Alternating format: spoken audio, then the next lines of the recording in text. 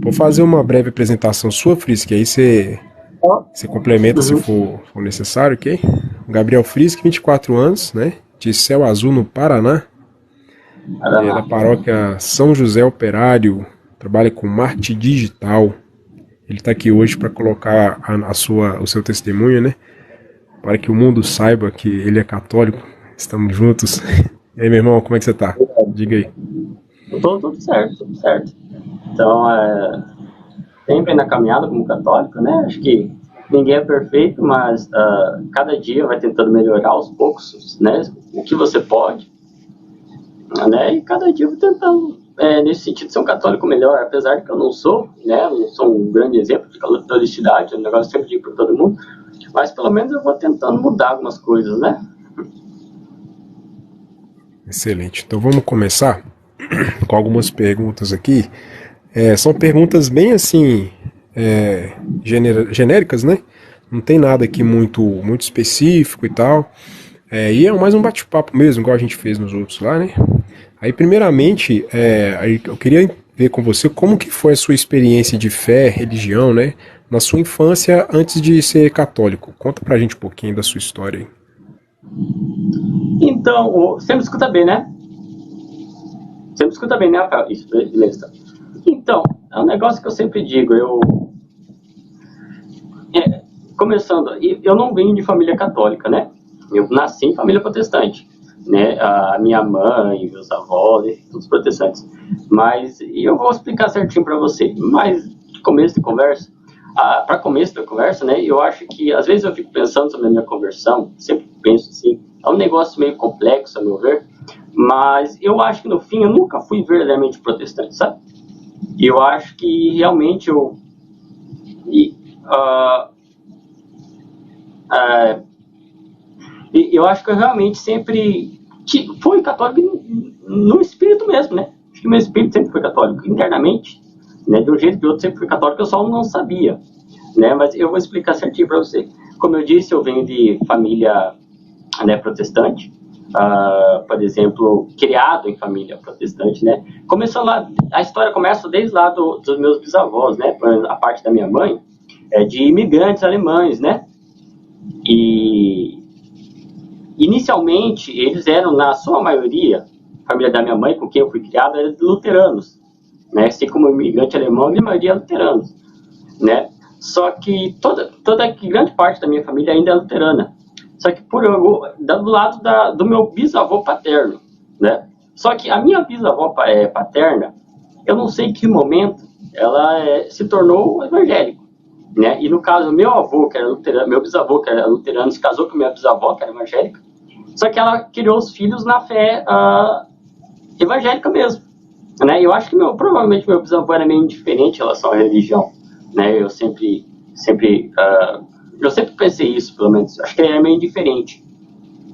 Mas a minha família, da minha materna, foi totalmente evangélica, né? Então eu tive, desde quando eu nasci, né? Com a minha mãe não foi diferente. Então desde quando eu nasci e cresci numa família evangélica, né? Protestante. Tanto é, por exemplo, que eu tenho tio pastores até hoje, né? E literalmente eu sou o único católico da família da minha mãe. O único católico. É impressionante. Às vezes, eu e meu irmão pequeno, né? Que eu obriguei minha mãe a criar na fé católica. Mas com muita luta, né? Com muita luta, aliás. Mas Então, eu cresci nesse ambiente, né? Eu cresci na igreja chamada Brasil para Cristo, uma igreja pentecostal, não sei se você ouviu falar. Sim, sim. É uma igreja grande, né, no Brasil. Sim, exatamente, por isso que eu falei. Inclusive, tem tio pastores dessa igreja e tudo. Enfim, eu cresci nessa religião. Só que daí entra alguns elementos da minha infância que eu sempre recordo. Como eu falei, eu não tinha contato com a igreja católica, sabe? Nunca tive. 100% na igreja evangélica. Até uma vez, eu estava no pré-2, com a escola, a gente foi visitar. Pré-2 é o que? As séries iniciais da. Isso, é o prézinho, é o pré-escola, no caso como que eu É o que posso a dizer? gente chama aqui de. Antes da primeira série. Isso, Ah, sim. exatamente. Eu tenho 6 anos, eu acho, nessa época. A gente foi visitar um local que era do lado da igreja católica, né, com a escola. a escola. Daí aconteceu que nessa visita local a gente foi também visitar a igreja católica, né? E a primeira vez que eu entrei na igreja católica foi ali. E eu digo, Rafael, eu acho que aquilo me marcou, sempre falo, aquilo me marcou, sabe, profundamente, e hoje, quando eu lembro, eu percebo, eu era católico e não sabia. Porque a primeira vez que eu cheguei lá, a gente subiu no altar, e eu vi o Cristo crucificado, tamanho real. Só que, cara, eu juro pra você, Rafael, para uma criança, aquilo me passou que parecia que era um homem mesmo. Eu lembro até hoje que eu fiquei olhando para aquela cruz, aquele crucificado, e eu fiquei pasmo, né? Tipo, realmente, eu nunca tinha visto algo daquele tipo na igreja evangélica, coisa do tipo. Eu comecei a perceber em volta a igreja católica. Eu realmente fiquei encantado por aquilo que eu estava vendo ali, né? De fato, muito encantado. E eu creio que isso me marcou muito, sabe? Então, enfim, aconteceu E nessa primeira infância sua, né? Você frequentava essa igreja pentecostal já ou não? Criados, não, Já. sim, nós somos criados. Tem sempre Tá. lá. Uhum. E lá vocês tinham como é que é? Escola bíblica dominical? Você tinha função na igreja, seus pais, enfim? Sim, assim, a escola dominical sempre tinha, né? Todo domingo de manhã, minha mãe me obrigava a ir, porque eu queria ficar dormindo e ela não deixava. Eu tinha que ir lá aprender a história de Moisés, de Adão, e das parábolas, e por aí vai. Enfim, o que você aprende em escola dominical, né?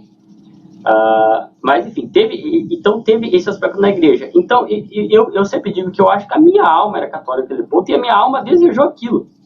Primeira vez que eu vi todos aqueles símbolos, a minha alma desejou aquilo. Eu acho que eu sempre fui uma pessoa que gostou muito dessa questão dos símbolos, assim, do que remete, né, à visualização.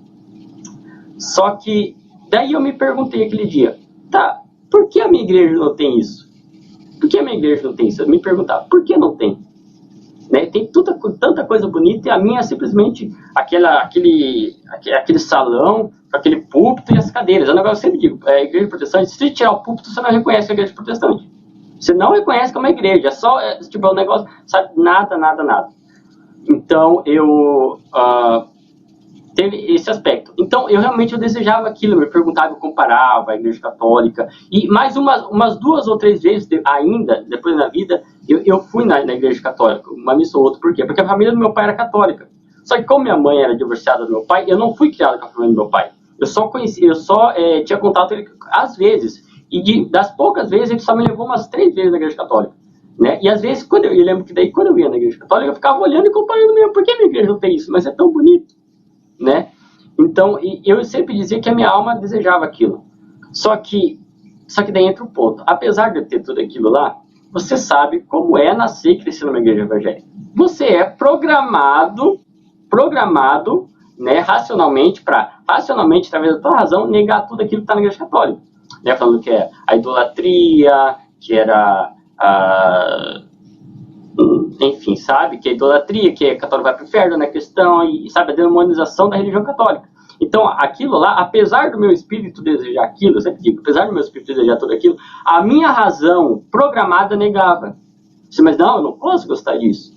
Eu não posso negar isso. Eu não posso gostar, porque minha mãe, né, eu aprendi que não é de Deus, não é de Deus. Enfim, e cresci nisso. E isso eu fui crescendo, né, até uns 13 anos de idade, mais ou menos. Isso daí, 13, 14 anos. E daí também tem o fato, daí também entra o fato que eu sempre fui uma pessoa, e eu acho que desde pequeno, sempre fui uma pessoa também, uma criança meio diferente, assim, né? Eu gostava de certas coisas que as crianças geralmente não gostavam muito. Eu gostava muito de história desde pequeno, né? Ficar aprendendo sobre alguma cultura ou outra, as coisas diferentes que eu conhecia, né? Histórias, enfim, épicas, por exemplo. Uma coisa que eu gostava bastante, eu lembro, é a história de pirata. Eu ficava encantado com a história de pirata, pesquisando sobre aquilo. Eu gostava de mitologia grega, então essas coisas que geralmente as pessoas não gostavam tanto assim, né? Mas enfim, então eu tinha isso dentro de mim, que eu acho que eu sempre procurei a verdade de uma forma ou outra. Até o meu, então, tendo essa personalidade, né? Eu continuei na igreja protestante normal, fui criado lá, até os 13, 14 anos. Nesse período, o Rafael, eu comecei a ter ideias, principalmente na internet, de ideias entrar em contato com essas ideias, por exemplo, ideias de ateístas, agnósticos, coisas do tipo, a Bíblia se contradiz, não é verdade, olha como Deus é malvado, coisa do tipo. E nesse tipo de coisa, me fez sentido aquilo ali, né? Acho que é porque hoje em dia eu olho para aquilo e dou risada. É tanta bobagem, eu não sei como que eu acreditei numa bobagem dessa, sabe? Porque é coisa tão boba, tão boba. Mas nos meus 13, 14 anos, eu acho que eu não tinha muito conhecimento e formas de responder aquilo, né? Você chegou a passar por uma fase de conspiracionista, teoria da conspiração sobre as religiões, essas coisas assim, Illuminatis, maçons. Daí entra na fase propriamente dita. Daí a partir disso, eu descrevi em Deus, né? Por um grande período de tempo, eu fui ateísta, por muitos e muitos anos, né? Na frente eu explico de novo. Mas enfim, daí teve essa fase. Daí entra isso que você falou, religião atrás do mundo, e virei neo-ateísta mesmo, militante, religião tinha que acabar, é um atraso, e ficava, né, querendo debater com o pai, com a senhorinha da igreja, esse tipo de coisa. Nossa senhora, hoje eu sinto uma vergonha tão grande, que na realidade é coisa de adolescente mesmo, o negócio que eu digo. É coisa de adolescente, não tem o que fazer, adolescente é assim mesmo. O jovem, né? É a mania do jovem. É por isso que eu falo, eu não gosto de jovem e adolescente, não consigo ficar muito tempo junto. Mas enfim, mas aí teve esse tempo, né, de neo-ateísta, militante, e que com o tempo, apesar de que começou desse jeito, eu acho que eu aprofundei, com o tempo eu realmente não acreditava mais nada, né, não acreditava mais nada, então eu apelava, né, contra Deus. E teve esse grande período da minha vida, né, enfim, e foi, né, apesar da minha mãe sofreu pra caramba, né, mas durante o tempo foi assim, até que eu fiz, até mais ou menos 17 anos da minha vida, até os 17 anos eu fui ateísta. Só que o que aconteceu a partir desse momento, né, eu comecei a ter ideias, por isso que estou falando, é cada coisa. Eu comecei a ter, por incrível que pareça, eu comecei a ter contato com o Olavo de Carvalho. E naquela época é um negócio que hoje eu tenho de ver, mas eu tenho que admitir, com o Nando Moura. Olha, o Nando Moura, eu não acredito. O capitalista? Eu não acredito nas coisas, realmente, não, sabe, como é que pode? Eu sempre digo, eu acho que Deus opera por caminhos misteriosos, né? Por maneiras misteriosas. O Nando Moura, naquela época, até os 17 anos, apesar que eu conhecia uma coisa ou outra, gostava de muita coisa, comecei a entrar em contato com a política e comecei a assistir o canal dele, né? E lá, por incrível que pareça, comecei a ter contato com a própria fé católica e o cristianismo. E ele começou a me mostrar, ele começou a mostrar os debates dos cristãos contra os ateístas, começou a falar coisas relacionadas à história, política, desse tipo. E naquele tempo, eu achava o cara um grande intelectual. Tipo, eu realmente achava que ele tinha um grande conhecimento. Eu falei assim, nossa, o Moura é muito inteligente. Né? Daí ele me mostrou o Olavo de Carvalho, daí sim que explodiu. O Olavo de Carvalho é ainda mais. Né? Hoje eu discordo com quase tudo. Mas naquela época, eu acho que é porque eu tinha os 17 anos, eu não tinha muito conhecimento, mas enfim. Eu realmente achava eles uns grandes intelectuais, né? Com grande conhecimento, pessoas com grande conhecimento. E eu perguntava, como pode pessoas tão inteligentes acreditar em Deus? Porque para mim era absurdo. Aquilo. Como que uma pessoa racional pode acreditar em Deus? Né? É uma falácia, né? Não tem como provar e toda aquela coisa de ateísta. Só que daí eu comecei a ter contato com isso. Principalmente através do Olavo de Carvalho, né? E o Olavo de Carvalho falava bastante da fé católica, né? E coisas do tipo. E que com o tempo, por incrível que pareça, através disso eu fui vendo que crer em Deus, acima de tudo, é algo racional e não necessariamente emocional. Só que daí, o Olavo de Carvalho me mostrou Santo Tomás de Aquino. Foi através do Santo Tomás de Aquino, né? Das vias da Suma Teológica lá, né? A questão do motor imóvel, toda a filosofia tomista. E através da filosofia tomista eu comecei a perceber, cara, não faz sentido ser ateísta. Sabe? Não faz sentido ser ateísta. Eu não consigo não consigo mais manter algo, como eu sempre, por aquele do jeito que eu sempre busquei a verdade, eu falei, a verdade é que, muito provavelmente, e é uma necessidade da realidade, existe um Deus. E através disso daí eu comecei a voltar a crer em Deus. Através de São Tomás de Aquino, por intermédio do Olavo de Carvalho. Olha só. Você vê como são as Bacana, coisas. cara. Legal. Cara, e daí foi. E que quanto mais eu me aprofundava, né, e começava a estudar, eu vi que aquelas coisas que eu acreditava como neo-ateísta era tudo falácia, sabe? Não são coisas que se sustentam na realidade, sabe? Ô Frisk, deixa eu te perguntar. Antes de você virar ateísta, então, você teve uma razão específica para isso? Tipo assim, quais denominações que você chegou a frequentar ou foi só uma mesmo? Como é que foi? Bom, eu nasci criado no Brasil para Cristo. E eu comecei a ver as coisas, os caras começavam a mostrar contradições da Bíblia. Deus não faz sentido existir Deus. Essas coisas de neo-ateísta. O Antônio Miranda, sabe? Conhece o Antônio Miranda, o ateísta? Não, ateísta. Exemplo, na época era outro cara. Mas e outras pessoas. Mas é tipo, neo-ateísta estilo Antônio Miranda, né? Como a Bíblia se contradiz, olha aqui, foi adulterado. Esse tipo de bobagem. Assim. Né? Só que daí quando eu voltei para o Deus, eu comecei, de fato, eu vi que tudo aquilo ali eu falasse não se sustenta na realidade, né? Não tem como você levar aquilo muito a sério. Mas enfim, e a partir disso comecei, e eu voltei a crer em Deus. A partir disso daí, Rafael. Do São Tomás de Aquino, e a filosofia católica, comecei a me aprofundar e realmente percebi que é. Só que daí, eu voltei isso lá em 2017. Eu voltei, mas eu não voltei como católico, eu voltei protestante, porque é onde eu fui criado, me fazia sentido. Tem a Bíblia, se tem a Bíblia, então é certo, só ler o que a Bíblia está falando, e o católico está condenado. O católico adora ídolo, né? Católico acredita em purgatório, sabe? E por aí vai, esse tipo de coisa, assim. Mas enfim, daí começou a partir disso, porque, querendo ou não, o ambiente que eu imagino era olavista. Esse ambiente do Olavo de Carvalho, ele introduz muito o catolicismo no jeito de outro. Tinham pessoas junto a ele que eram católicas também que falavam. E eu não acreditava, assim, não é possível, o catolicismo não é verdade, não é verdade. Só que daí eu comecei a ter contato com os argumentos dele em prol do catolicismo, deles. Eu falei assim, não é verdade, não é verdade. E eu comecei a ir atrás, estudar para refutar o catolicismo.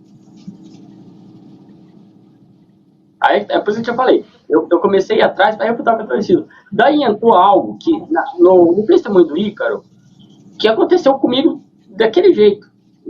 Eu conheci um canal católico chamado Conde Lopé de la Villanueva. Sabe? Exato. Eu era um ano da vida. Eu era um ano da vida. É impressionante. Mas, enfim, só um exemplo. Protestante anticatólico. Mas daí eu entrei em contato com o Conde Lopé. E eu ainda era muito resistente. Só que daí eu comecei a escutar o cara. E o cara debulhando o protestantismo e acabando. Daí todos os argumentos que eu tinha, ele tinha uma resposta que a maioria fazia muito sentido. E eu comecei a estudar para tentar refutar o cara. Né? E só que eu chegava lá e os argumentos deles eram melhor que o meu. E eu não conseguia ganhar. E aquilo me dava uma raiva. Eu ficava com uma raiva. Daí igual o Ícaro falou. Eu tinha uma raiva quando ele falava, né, do catolicismo e refutando o protestantismo, né, respondendo, né, não pode usar a palavra refutando, mas respondendo, coisa do tipo. E eu sentia uma raiva daquilo, porque ele me refutava, né, meus argumentos. Eu ia lá estudar e quando voltava, ele me refutava de novo, né, os argumentos dele. Daí só me dava uma raiva. Eu tinha uma raiva, mas eu não conseguia parar de escutar. Da mesma forma que o Ícaro falou, eu tinha uma raiva, mas eu não conseguia parar de escutar. Eu não conseguia parar de escutar por algum motivo, sabe? É porque aquele negócio, né? Eu não sei, só não conseguia. E eu ia. E aos poucos, meus argumentos foram sendo derrubados, sabe? E aos poucos, e a partir daquilo ali, eu virei uma espécie de... Eu tive contato com a história católica. Aí que me encantou de vez. Quando eu conheci, de fato, a história da Igreja Católica, dos pais, da Idade Média, enfim, tudo que a gente deve, eu fiquei encantado pela Igreja Católica. Daí eu vi aqueles vitrais das catedrais góticas, né? E por aí vai. Eu ficava encantado, eu comecei realmente a gostar do catolicismo, eu comecei a estudar a história das cruzadas, eu conheci o rei Balduíno IV, o rei cruzado, eu ficava encantado por aquilo, né? Frisk, antes da gente continuar elaborando aí, você, então, por Santo Tomás de Aquino, volta à fé cristã, né, mas não católica. Você volta a ser um protestante, né, e agora um protestante bem assíduo, né, com mais conhecimento filosófico, né, também teológico, né, dentro desse período, né, até o Conde Lupin, você chegar lá e ver os vídeos dele, ver a refutação, quais eram, se você tinha, primeiro, né, você tinha alguma dúvida ou encontrou alguma incoerência na teologia protestante, ou você não via que tinha incoerência, para você fazia sentido aquilo? Fazia total sentido, eu não via nada. Eu acho que é porque provavelmente eu não conhecia muito o que dizia o catolicismo, sabe? Aí no caso, você não percebeu nenhuma incoerência no protestantismo durante aquele período, até que... Continue. Até que eu, de fato, fui tentar refutar o catolicismo. Tá entendendo? Eu comecei a estudar e daí comecei a olhar com... É porque, como eu falei, como você é protestante, o Rafael, você sabe, a gente é lobotomizado para pensar de um jeito. Desculpa, eu não vou usar essa palavra aqui, mas enfim, é programado para pensar de um jeito. E aquilo ali é muito difícil quebrar.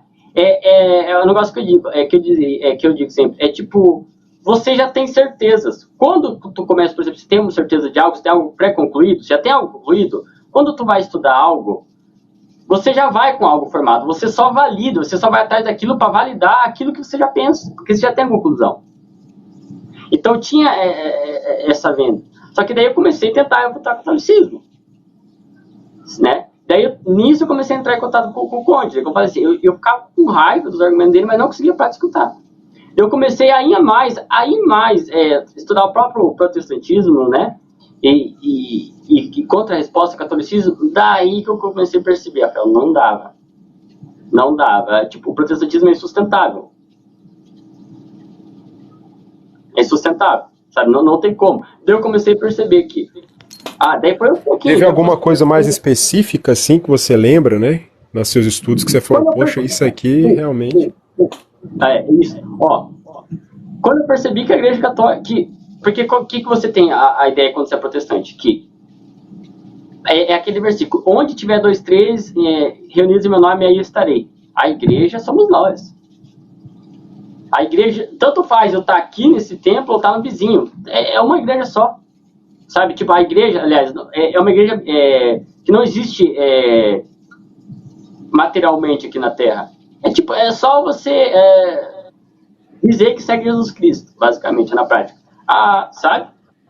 Aquela frase, Deus não habita em templos feitos por mãos, isso esse tipo de coisa. Só que Deus, assim como Deus está aqui, também está no vizinho, porque Deus não está preso a uma, entre aspas, denominação, sabe? Esse tipo de lógica. Só que daí, quando eu fui estudar, eu vi que, pelo contrário, Jesus deixou uma igreja só, na figura de São Pedro. E ele disse, e as portas do inferno não prevalecerão sobre ela, né? Tudo que ligares à terra será ligado, tudo que desligares será desligado. E que a igreja é a coluna sustentáculo da verdade. Né? Quem não escuta a igreja seja como um pagão para ti. Daí eu comecei a perceber, caramba, Jesus Cristo deixou uma igreja católica. Daí entra a questão, deixou uma igreja, aliás. Daí eu falei assim, qual a igreja que é? Daí eu tive contato com os pais da igreja. Que a mesma fé de Jesus Cristo é a mesma através dos padres, né, que chegou até nós através da igreja católica. Daí eu percebi, caramba, como pode, né? Jesus prometeu uma igreja que as portas do inferno não prevaleceriam sobre ela.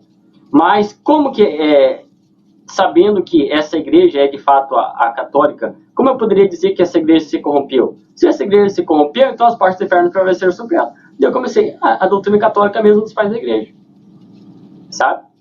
Daí foi nisso daí. Foi o primeiro elemento. O primeiro elemento, sabe? Daí a partir disso, eu falei, olha, mas essa igreja está dizendo que a Sagrada Escritura não existe. Eu fui olhar a Bíblia, realmente não existe. Eu fui pesquisar, não existe um verso na Bíblia inteira que dá base à Escritura. Eu pensei, peraí, como assim? Peraí, a base de fé dos caras diz o seguinte, a doutrina deles, que a Bíblia é a única fonte inerrante e infalível de fé para formar doutrina. Problema, a Bíblia não diz isso. Então, se algo só é verdadeiramente certo e verdadeiro, se a Bíblia diz isso, então a própria Sagrada Escritura não pode ser verificada. A própria Sagrada Escritura entra em contradição com ela mesma. É um fator externo, né?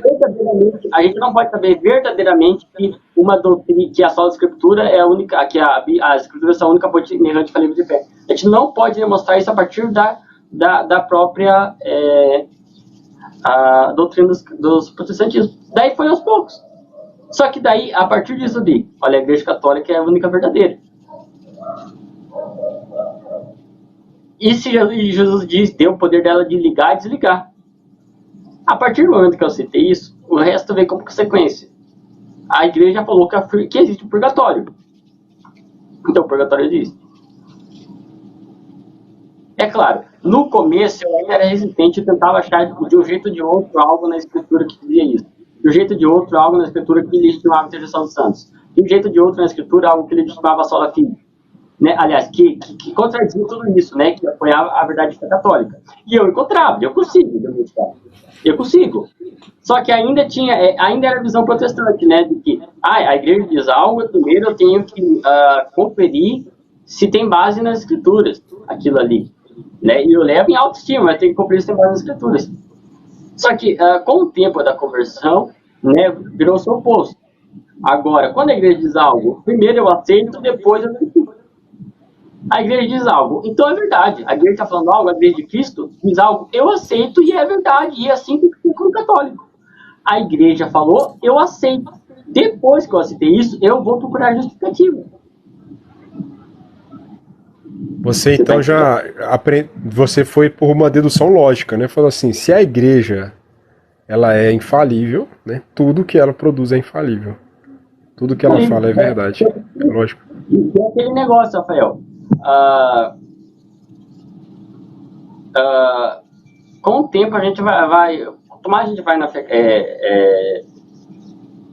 se aprofundando na fé católica, a gente vai mudando essa mentalidade, né? Onde está na Bíblia, mostra na Bíblia, cadê a base bíblica, esse tipo de coisa, a gente vai mudando, né?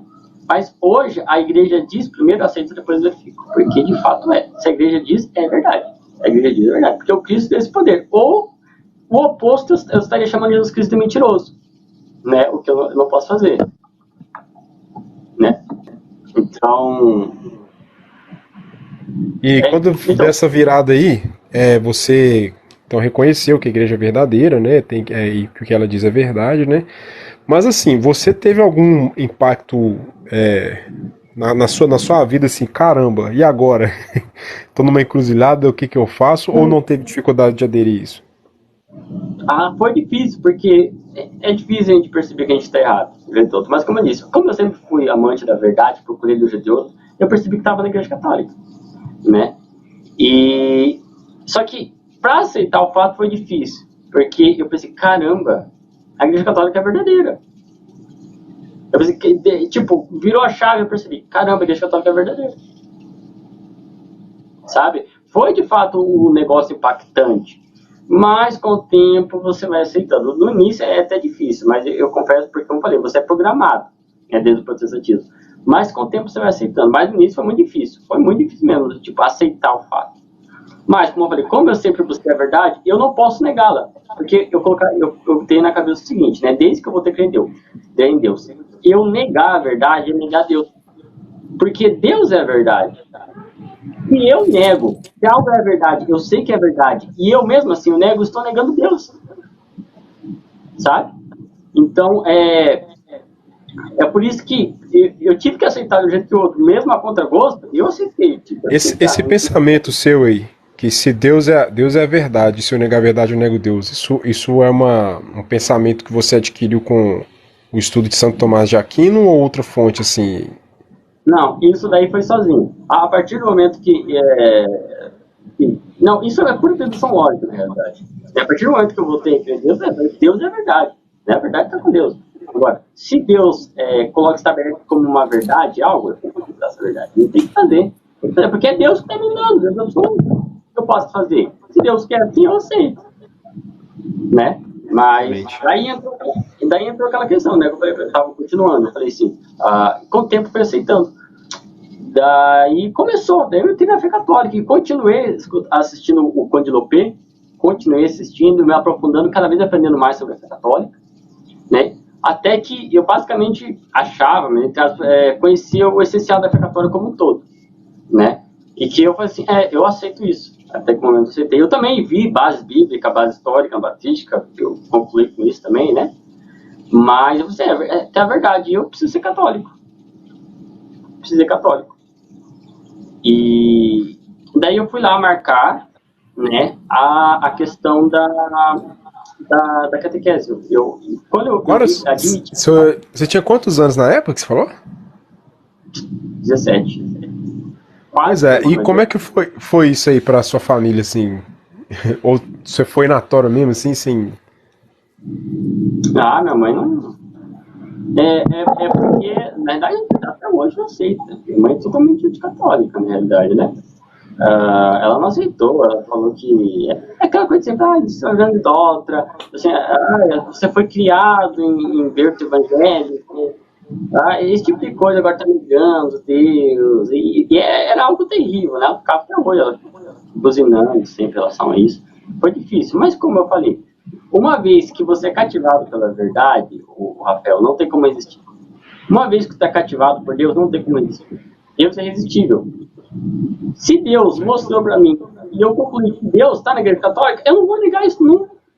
Não tem como existir, isso é irresistível. E cada vez mais, a partir do momento que eu concluí isso, assim, eu fiquei mais apaixonado pela Igreja Católica. Depois, assim, eu preciso, algo do fundo do meu ser diz assim, o seguinte, eu preciso estar logo nessa igreja. Porque na época eu não era batizado, porque eu saí eu parei de ser protestante pouco antes de batizar, nem batizado. Eu preciso ser dessa igreja, eu tenho que fazer. Daí eu fui lá e eu fui lá na paróquia marcar, né, para começar a fazer catequese. E nisso também comecei a frequentar a igreja católica. Mas eu lembro até hoje que eu conversei, a primeira vez que eu ia lá, né, já com uma eu perguntei para um católico, eu fui perguntar para ele, o tal, você é católico, era, né, pelo menos assim, tem algum lado certo de sentar no banco lá da igreja? Porque eu não sabia qual. Tem um lado certo de sentar lá na igreja, eu tinha dúvida, eu pensei, talvez é só para um lado, só para uma pessoa, outro. Se não, você pode sentar em qualquer banco. Aí eu fui, na primeira vez que eu fui, enfim, comecei a ir. E ao mesmo tempo eu falava assim, eu quero fazer catequese, né? Só que era só o que você fazia, porque na prática eu já tinha estudado tudo sobre a fé católica, né? Eu já sabia tudo sobre a fé católica e a catequese foi só... Mas enfim, daí eu fui lá e pedi para fazer catequese e eu comecei. Inclusive, minha catequista é uma pessoa maravilhosa, né? Minha amiga até hoje. Mas enfim, daí eu comecei a fazer catequese. E eu amava ir para catequese, porque eu conversava sobre ela com a fé católica, a gente ia, eu ensinava coisa para ela, sabe? E a gente ia. E eu fiz a catequese. Né? Mas como eu disse, quando eu fiz a catequese, eu comecei a fazer a catequese, eu já sabia tudo sobre a fé católica. Na prática eu não precisava, mas eu fiz só porque a igreja exigia, né? Mas, enfim, daí começou. Daí eu fiz, até que chegou num ponto em que eu me batizei, né? Como eu disse, eu não era batizado. E foi. Né? Eu me batizei, eu lembro, sabe, o dia que eu me batizei foi no dia que o Bolsonaro foi eleito. Eu lembro até hoje. O dia da eleição do Bolsonaro foi quando eu fiz caiu certinho para fazer meu batismo no dia da eleição do Bolsonaro, né? Me batizei com o Frei Antônio, né? Frade dos Capuchinhos, enfim. E aí nisso continuei. Fiz daí depois a Crisma, aliás, a primeira comunhão, a Crisma, né? E foi indo. E só que mesmo assim, mesmo católico, às vezes por ignorância, a gente tem certas coisas estabelecidas que a gente não sabe. Apesar de que eu sabia da fé católica, entre aspas, bastante, eu ainda tinha algumas ideias, por exemplo. E quanto mais eu vou sendo católico, quanto mais eu vou estudando sobre a doutrina da igreja, quanto mais eu vou citando aquelas verdades de fé, né, e se apaixonando pela igreja, eu fui percebendo que certas coisas que eu acreditava antes estavam errado. Por exemplo, Daí vai entrar aquela questão dos neoconservadores, do Olavo de Carvalho. Olavo de Carvalho, as coisas que mesmo assim eu ainda gostava muito, acreditava em muitas coisas que ele falava. Só que quando eu fui estudando, eu vi que não era daquele jeito. Né? E eu vi que coisas que eles pegavam era heresia mesmo. Né? E eu falei, não tem como fazer. Desde aquele tempo, comecei a ser um católico tradicional mesmo, seguir mais sério do que eu disse, eu comecei a deixar de acreditar naquilo ali. Né? E daí, de fato, hoje eu sou um grande defensor do magistério da igreja de forma totalmente inegociável. Né? E daí eu percebo que cada vez mais que eu vou me aprofundando na Igreja Católica, mais católico eu consigo ser, mais santificado a gente consegue ser. Né? E eu vou tentando mudar as coisas, eu vou mudando. E é um negócio que eu sempre digo, o Rafael, por um tempo, na época que eu fui isso, eu tive até uns momentos meio depressivos, né? E eu tinha um grande vazio. Porém, é um negócio que eu digo, a partir do momento que eu me tornei católico, que eu percebi a verdade de fé católica, conheci o catolicismo, eu verdadeiramente fui feliz. Parece que me encheu, né? Aquele vazio que tem o homem. Jesus me encheu completamente. E eu nunca fui tão feliz na minha vida quando eu percebi a verdade de fé na Igreja Católica. Quando eu de fato me tornei católico, antes e depois, sabe? Aquele vazio que tinha já não existe mais, né? Já não existe mais. Eu verdadeiramente me tornei feliz quando eu conheci a Igreja Católica, verdadeiramente, de um jeito que, sabe, nunca tinha sentido antes, sabe? E todo dia eu vou tentando melhorar, claro, né? Com a ajuda de Jesus Cristo, a gente vai tentando melhorar a cada dia. E hoje eu estou na caminhada católica aí, né? Até hoje. A gente vai melhorando. Pelo que você está contando, a sua caminhada ela foi uma progressão até você encontrar a luz da verdade, né? Você enxergar a verdade e a realidade, né? Oi? Totalmente racional. A minha conversão foi totalmente racional. Nada de emoção. Impressionante. Entendi. Então foi tudo. Não teve um episódio específico que você. Não. A chave virou. Tá. Uma construção. Que bacana, cara. Interessante demais. Então vamos lá. Aí você entrou, fez a catequese. E como é que foi esse caminho para você receber os sacramentos, né? Você já tem, né, até a crisma que você disse, né? Eu falo o seguinte, porque a minha experiência ela envolveu certa emoção, né? Então eu às vezes penso que muita gente também envolve um pouco de emoção quando você recebe pela primeira vez o corpo de Cristo, né? Até o fato de o meu batismo ele foi sob condição, até aquilo ali foi um negócio assim que quebrou muitas das coisas que eu pensava, que eu tinha aprendido, né? E com você, assim, como é que foi essa questão de receber o sacramento? Você teve que ter paciência de fazer aquela catequese toda, né? Enfim, como é que foi? Foi acho que o quê? A crisma eu completei, eu fiz a primeira comunhão com 18 e a crisma com 19, né? Foi difícil, eu queria muito participar do corpo de Cristo, né? E realmente era algo que eu queria muito, e às vezes eu estava assim, por que tem que fazer catequese? Por que tem que fazer catequese? E, sabe, não gostava às vezes mesmo, realmente, né? Apesar de eu gostava muito de ir na catequese, mas eu realmente queria fazer algo aquilo. Você sabe, se eu já sei tudo aqui, por que eu tenho que fazer essa catequese bendita? Né? Às vezes dava esse pensamento mesmo, né? Mas eu aceitava, né? A igreja está falando, tem que aceitar. Mas, de fato, eu desejava muito estar aqui, participar daquilo. E às vezes eu lembro, eu ficava indignado quando eu via pessoas, por exemplo, entrando na fila da comunhão, claro, não julgando ninguém, mas que eu sabia que não poderia comungar. Eu lembro que quando eu via, que até hoje, claro, mas quando eu via aquilo, ficava, sabe, me dava uma fúria, sabe, o negócio aqui. Com o tempo fui controlando, mas no princípio eu tinha, né? Assim, caramba, cara, como pode? As pessoas podem comungar aí toda hora, né? E é só se confessar, você pode se confessar e comungar, mas a pessoa prefere fazer esse tipo de coisa. E nessa fase eu acho que eu fui o ápice da minha... Nesse meio, inclusive, acho que no tempo da catequese foi o ápice da minha defesa da fé católica mesmo. Eu acho que, como eu falei, é um negócio que você me diz. Como eu queria que todo mundo sentisse a felicidade, até hoje eu quero, falei uma vez para você, como eu realmente quero que as pessoas sintam a felicidade que eu senti em ser católico, É por isso que eu defendo tanto a fé católica aqui. É por isso, por exemplo, que eu defendo, batalha contra o protestantismo, né? Entra no embate, ou contra as pessoas que atacam a igreja, né? O que pregam contra. Porque eu realmente quero que essas pessoas, quando eu chego e digo algo, por exemplo, do protestante, eu não estou fazendo isso por mal. Mas eu quero que ele realmente sinta a verdadeira felicidade que eu senti de ser católico. Eu quero que ele também sinta. Sabe? Eu quero que ele sinta isso. Então, nesse meio tempo da catequese, principalmente, eu tinha um fogo muito grande, até muito, muito agressivo com o protestante mesmo. Muito agressivo. As pessoas acham às vezes que eu sou, não tinham visto nada. Mas eu tinha muito desejo, até que no dia que eu finalmente consegui, né, eu tava morrendo de vergonha de ir lá na frente, porque eu sou uma pessoa que eu sou muito tímido, na realidade. Por exemplo, em grupo, quando tem bastante gente no local. Eu não me dou bem em locais muito... com muitas pessoas, né? Muita gente, muitas pessoas me olhando, né? Do jeito como estava lá. Eu tive que ir lá na frente fazer, eu tive, nossa, morrendo de vergonha, mas foi a maior felicidade, sabe? Foi a maior felicidade. E... Nossa, o Rafael, todo dia eu peço a Deus para que ele converta o mundo todo e ele sinta a felicidade que eu senti e sinto hoje como sou católico. Como católico sou, né?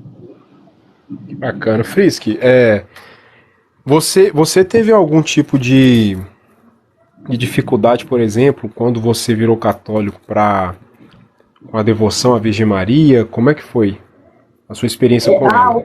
Lembrar. Olha, que negócio. Assim, quando você nasce e é crescido numa igreja protestante, você é programado. Você irracionalmente você tem certas coisas que você não controla.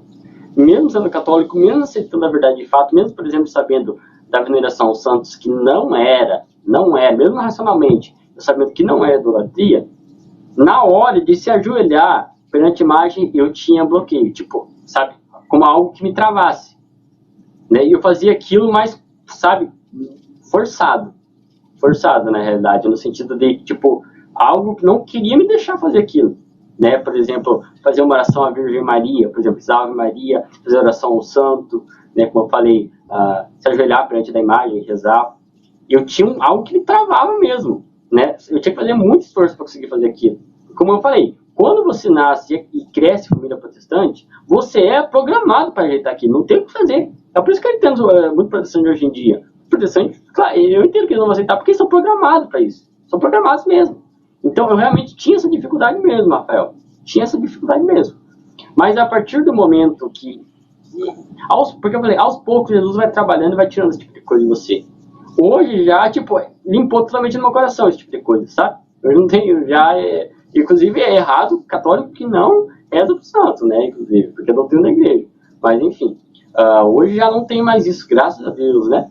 Fui tirado isso de mim. Mas no começo foi complicado. E daí com o tempo, né? Cada vez eu fui adentrando, por exemplo, a Assunção de Maria, no princípio, sabe onde está na Bíblia? Imaculada Conceição, não está na Bíblia. Mas é como eu falei, daí com o tempo eu fui percebendo que católico primeiro aceita, depois questiona. Aliás, depois investiga. Primeiro aceita. Hoje eu já aceito tudo. Todos os dogmas, por exemplo, a Virgem Maria, por exemplo, se a igreja católica hoje proclamar algo, primeiro eu aceito, depois eu peço o porquê. Sabe? E vou aceitar o porquê e vou investigar até eu ficar pleno com aquilo ali e defender aquilo ali depois, né? Ficar, tipo, como se diz, convencido. Tipo, não que não seja convencido, mas verdadeiramente satisfeito com aquilo ao ponto de eu ir, por exemplo, defender a fé católica depois. Hoje, se a igreja diz algo, se a igreja diz que a grama é azul, eu aceito que a grama é azul. A igreja de Cristo está dizendo que a grama é azul e ponto. Ponto final. Depois eu vou investigar o porquê azul. É isso aí. Hoje é assim, tá? Eu tive um convite recente aí para participar de um grupo de debates, pedi conselho para uns amigos, né? Só para você saber, era um grupo de debates que só tinha protestante. Eles falaram, nossa, você é o único católico que já aceitou debater. Aí para ele isso era virtude, mas eu comecei a pensar, cara, eu sou o único católico que já aceitou debater. E eu pensei, por inexperiência. Porque eu comecei a raciocinar, Fris, que não sei se você concorda, o católico ele não tem o que debater. Porque o católico tem uma verdade perene. Não, o que tinha que ser debatido já foi debatido e foi proclamado dogma. Então, se tinha alguma dúvida, foi feito já um debate entre o magistério e já colocou uma pedra sobre aquilo, né? Pronto, já tem a resposta. Então, se a gente, né, enquanto católico, entra em um debate contra um protestante, eles gostam muito de promover debate, por quê? Porque eles estão em busca de uma resposta que eles não têm e não vão ter nunca. Porque eles não têm um magistério, né, que investigou, que filosofou, né, que construiu e compreendeu e proclamou uma verdade, né, que é irrefutável. Não sei o que você pensa sobre isso, né? Eu talvez pense que o debate talvez possa dar alguma visibilidade para a nossa causa, né, e tal, mas no final das contas eles não vão compreender. Pode ir falar. Não, concordo. No começo eu era bem combativo mesmo, queria converter todo mundo. Só que eu percebi que, na verdade, os debates, às vezes, não...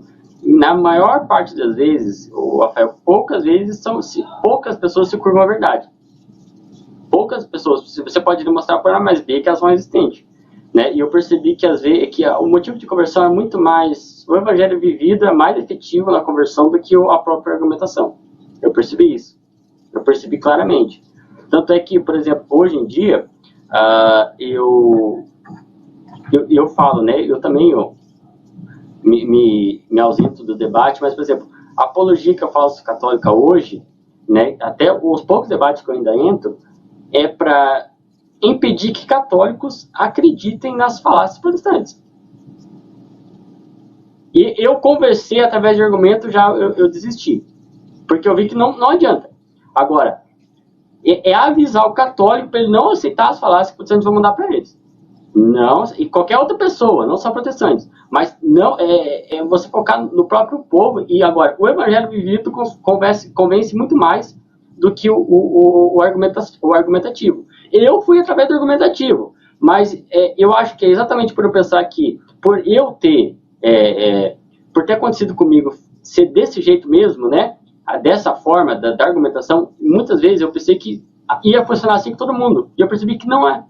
A maior parte das pessoas não se convence por argumentos. Elas se convencem muito mais pelo evangelho vivido. As que pelo menos estão dispostas, né, a reconhecer a verdade, né, ou com o coração sincero, né, que estão com o coração sincero. E protestantes é isso aí. Eu digo, né, que hoje em dia eu já evito debate, assim, sabe? De coisa que não adianta nada, sabe? As pessoas não querem ver mesmo a verdade, sabe? A maior parte. Admitir que estão erradas do jeito do outro. Né?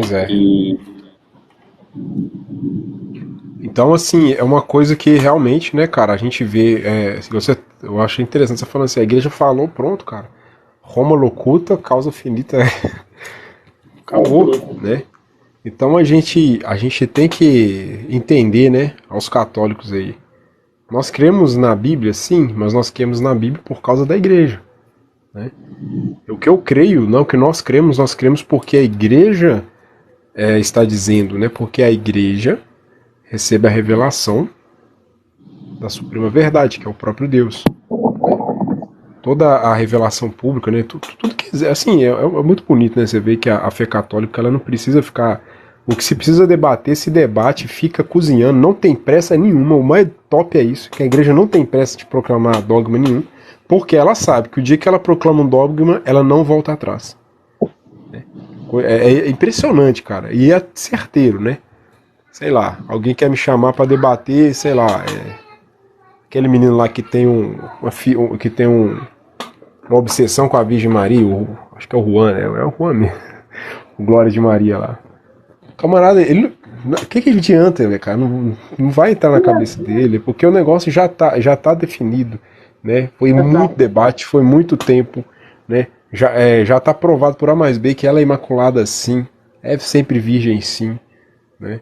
É a rainha do céu sim, coroada, é assunto assim, pronto, não precisa ficar cozinhando isso mais. Tipo, igual a gente falou, é irracional você debater uma coisa dessa. É igual a mesma coisa você pegar assim, ó, 2 mais 2 é 4, vamos debater. Não faz sentido, cara.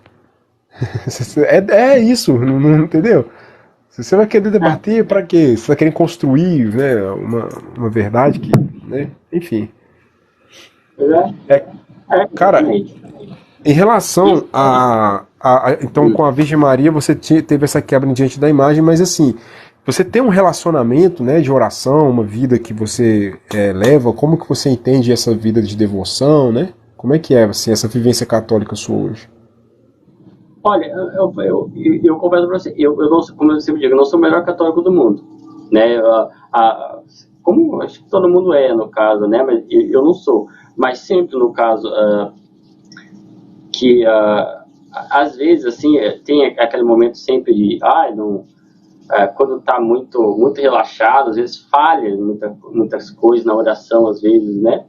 Mas assim que possível, né? No caso, quando toma vergonha, eu procuro, né? Sempre estar rezando o rosário, né? Quando passa determinados momentos equivocados, que é algo que tem que trabalhar na própria pessoa minha, eu em si, né? Minha própria pessoa, de cada dia estar mais devoto à Virgem Maria. Mas sempre que possível, eu tento melhorar em relação a isso daí, né? Mas eu creio que o rosário é a melhor arma que se tem em relação a qualquer coisa, principalmente em relação à conversão também, né? Por exemplo, a conversão de muitas pessoas se dá através do rosário, né? Você pedindo verdadeiramente a Virgem Maria, né, com o seu papel intercessor, que o Espírito Santo, né, através do poder do poder dela, né, o Espírito Santo toque numa pessoa através do intermédio, que o Espírito Santo chegue ao coração de alguma pessoa e a converta. E eu creio que o Evangelho vivido e o Rosário, né, por exemplo, são os melhores meios de conversão, inclusive. E qualquer coisa que seja do mundo, qualquer coisa que seja do mundo, por exemplo, o Rosário, né, o poder que tem em, por exemplo, livrar uma alma do purgatório, sabe? O E tem tanto que gente que para mim, negligencia isso, né, cara? Impressionante, né? Por causa da indulgência parcial. sim, sempre quando por exemplo, eu inicio o rosário, não esqueço, e o católico não deve esquecer de colocar a intenção pela alma do purgatório, rezar para essa alma do purgatório, né? E nós devemos uma total submissão à Virgem Maria e a imitação dela. Assim como São Paulo manda imitar quem está no céu, quem é do céu, principalmente nós devemos a Virgem Maria, porque ela é o exemplo da perfeição humana. O mais próximo que nós, homens, podemos nos aproximar da perfeição é da figura da Virgem Maria. Uma total submissão e escravidão à Virgem Maria, né? E o rosário é fundamental nisso, fundamental. Mesmo, por exemplo, às vezes, por exemplo, na indisciplina, por exemplo, como muitas vezes acontece comigo como católico, né, de acabar negligenciando uma coisa ou outra, sempre que possível deve ter tomar vergonha na cara, né, e se consertar e se colocar aos pés da Virgem Maria, né, rezar o rosário sempre, né, porque de fato isso muda o mundo e você de fato vai se tornando cada vez mais santificado. Eu creio que o rosário é a melhor forma de santificação que existe, né? Em junto, Você é claro, consagrado? Oi? Você fez sua consagração da Virgem Maria? Não, ainda não fiz. Não, ainda não fiz. Mas eu pretendo fazer. Tá. Você quer colocar mais alguma coisa, cara? Eu gostei muito da sua colocação, né? Você foi muito objetivo, assim, né? Deu para entender bastante. Pouca ideia mesmo, assim. Conheceu a verdade, pulou pro lado, né? As incoerências protestantes, você, né, já colocou que o Conde Lupin já tinha colocado tudo para você. O pontuado da sua conversão ele foi construído, né? Para você entender mesmo que a Igreja Católica é a luz dos homens, né? Que Cristo é a luz das nações, né? Pela Igreja Católica, né? Muito bom o seu testemunho. Você quer colocar mais alguma coisa assim para a cereja no bolo sobre sua conversão e sua vida hoje? Eu digo, pessoal, sempre que possível, não se exima, né, de proclamar a verdade de fé da Igreja Católica. Proclamar a tua fé que tu vive. Não tenha medo. E, de fato, é um negócio que eu sempre digo. Como católicos, aliás, nós somos chamados à santidade e a transformar o mundo. Nós devemos, né, levar a nossa fé, a fé católica, né, a toda a sociedade através do nosso evangelho vivido também, né, e transformar o mundo, ser aquilo que Jesus Cristo mandou ser, luz nas trevas, né? Porque é aquele negócio, quando você está nas trevas total, né? Tu vê aquela luz, tu é atraído por aquela luz, sabe, de forma irresistível. Não tem como. Da mesma forma, por exemplo, como uma mariposa se atrai pela luz. Ou seja, nós devemos ser essa luz que, através de nós, e sendo sal da terra também, nós devemos transformar a sociedade, trazer a sociedade a nós e, a partir de nós, a sociedade ser transformada. Refazer aquilo que a Igreja Católica fez com o Ocidente, né, que hoje, infelizmente, caiu no ateísmo, no secularismo, abandonou a fé católica, né, e se paganizou, né, se paganizou e abandonou a fé. Né? Hoje em dia, o mundo está do jeito que está e nós devemos retransformá-lo, refazer de novo aquele papelzinho e fazer o mundo católico, 100% católico. É o negócio que eu digo. E sempre que possível, pessoal, defendam a fé, estudem verdadeiramente para não deixar ninguém atacar a fé católica, né, de graça. Assim, para ele de fato saber, você testemunhar o que é a verdade de fato. Sabe? Então é isso que eu digo, né? Seja sal e luz da terra. Excelente, cara. Pessoal, vamos mandar agora perguntas aí. Pera aí, a minha esposa anotou algumas perguntas, eu vou ler para você. Tem um assistente aqui, minha secretária. Essas duas últimas aqui não é para ele, não. A pessoa fez aleatório. Tá. Vamos lá. A primeira aqui é a pergunta da Fabiana. Reação da família. Qual foi a reação da família? Totalmente agressivo até hoje. Por exemplo, como eu falei, eu sou o único católico. Então, teve momentos, pra você ter ideia, que minha mãe escondeu minhas imagens que eu tenho, sabe? Inclusive, eu tive que gritar e brigar para que ela devolvesse. Todo dia. Teve um negócio que teve momentos onde, às vezes, eu acordei à noite com ela rezando em mim como se fosse tivesse algo ruim para ser católico, sabe? Um espírito ruim, coisa do tipo. Isso daí são os momentos extremos dela, sabe? Mas eu creio que o anticatolicismo aprende desde criança a ser, sabe, ter esse anticatolicismo criado no protestantismo. Então, para ela, infelizmente, na cabeça dela, eu estou enganado e de fato não precisa ter um livramento de Deus, algo do tipo, né? Porque, enfim. Mas ela Cara, não. isso é bonito. É difícil. Isso é interessante, eu acho que é São Francisco de Assis que fala assim, Senhor, é duro te servir, mas é impossível te deixar. Perfeito. Nessa... Então, cara, os primeiros inimigos, né, entenda o que eu estou dizendo, do homem, como disse o nosso Senhor, né, serão os da sua própria família, cara, né? Eu entendo perfeitamente o que você está falando. É o que eu até vou pegar aqui.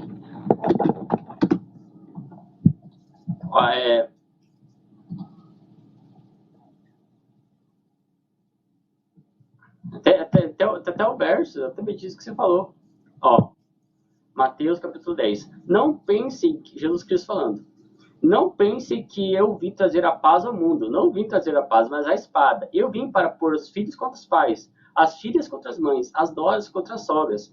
E assim os piores inimigos de uma pessoa serão seus próprios parentes.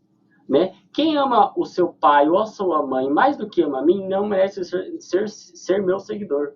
Quem ama o seu filho ou sua filha mais do que ama a mim, não merece ser meu seguidor.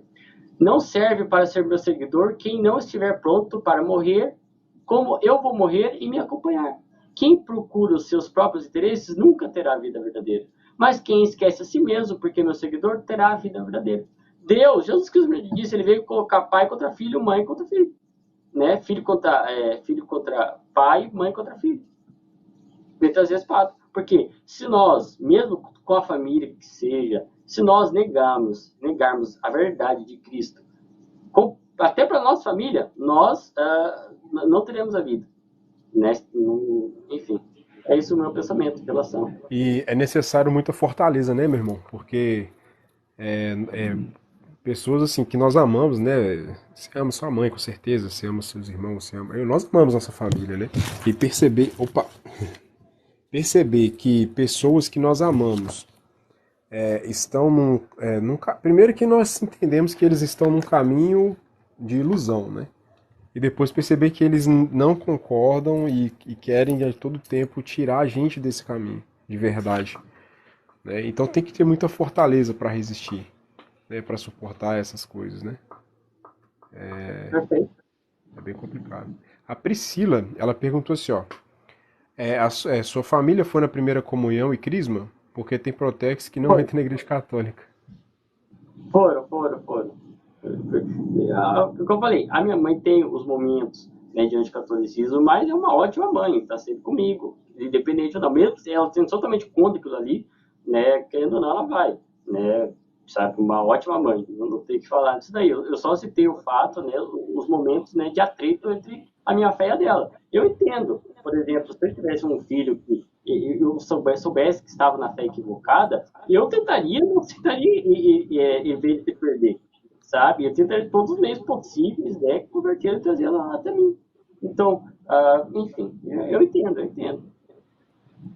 A Fabiana fez 3 perguntas aqui, eu vou ver se dá para fazer na sequência. Ó, primeiro, você conseguiu converter alguém de sua família? Segundo, qual sua maior experiência com Nossa Senhora? Eu acho que é melhor responder separado. Primeiro, se você conseguiu converter alguém da sua família, eu acho que você já respondeu. Meu irmão, sim, meu irmão. Seu irmãozinho, né? A outra, qual sua maior experiência, né? Se você teve com a Nossa Desculpa, Senhora?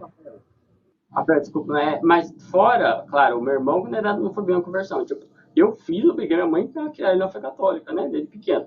Mas da minha família em si, não. Mas outros amigos, conhecidos, sim. Eu consegui algumas pessoas, através de mim, no caso, o Espírito Santo a convenceu, né? E a converteu. Eu conheço, sim, de fato aconteceu, mas não na família, infelizmente. A família não. Excelente, E cara. a outra, A eu outra é tive qual sua uma. maior experiência com Nossa Senhora? Aham. Então, como eu falei, eu acho que eu tenho uma fé muito racional, assim, e eu nunca, realmente, eu confesso que eu nunca tive nada, não, nesse sentido, uma experiência mística, assim, ou sobrenatural, que eu sei, né? Sabe qual que é a experiência que eu vejo? Às vezes, raciocinando e chegando, lendo história da igreja, a Bíblia, eu percebo a Virgem Maria em todos os cantos. E eu sempre digo que eu acho que, para mim, é tipo a ação do Espírito Santo e a ação da Virgem Maria que eu percebo certas coisas. E eu falo que sempre quando eu percebo, né, a grandiosidade da Virgem Maria, eu dou glórias a Deus, né, e agradeço, né, por ter, de fato, ter feito algo tão maravilhoso, né, para a humanidade que é a Virgem Maria. Né, e é perfeito. Eu acho que a experiência sobrenatural que eu tenho é essa daí. Eu percebi as coisas que engrandecem a Virgem Maria. Realmente, eu creio que é isso. A outra pergunta é assim, ó, você ainda tenta debater dentro de sua família? Ah, sim, quando a minha mãe vem, ou algum parente vem, no caso, tentar falar algo católico, eu respondo e tento conversar naquele momento. Mas se ela dá as costas, geralmente dá as costas e vamos, acredito, né? Tipo, entra prova de século outro. Eu não posso fazer nada. Acho que é isso hoje em dia, sabe? Chegou uma pergunta aqui, eu acho que foi meio generalizado, mas é importante. Você vai saber responder bem. A Gabs, existe salvação fora da Igreja Católica? Não sei como responder essa. Não, claro que não.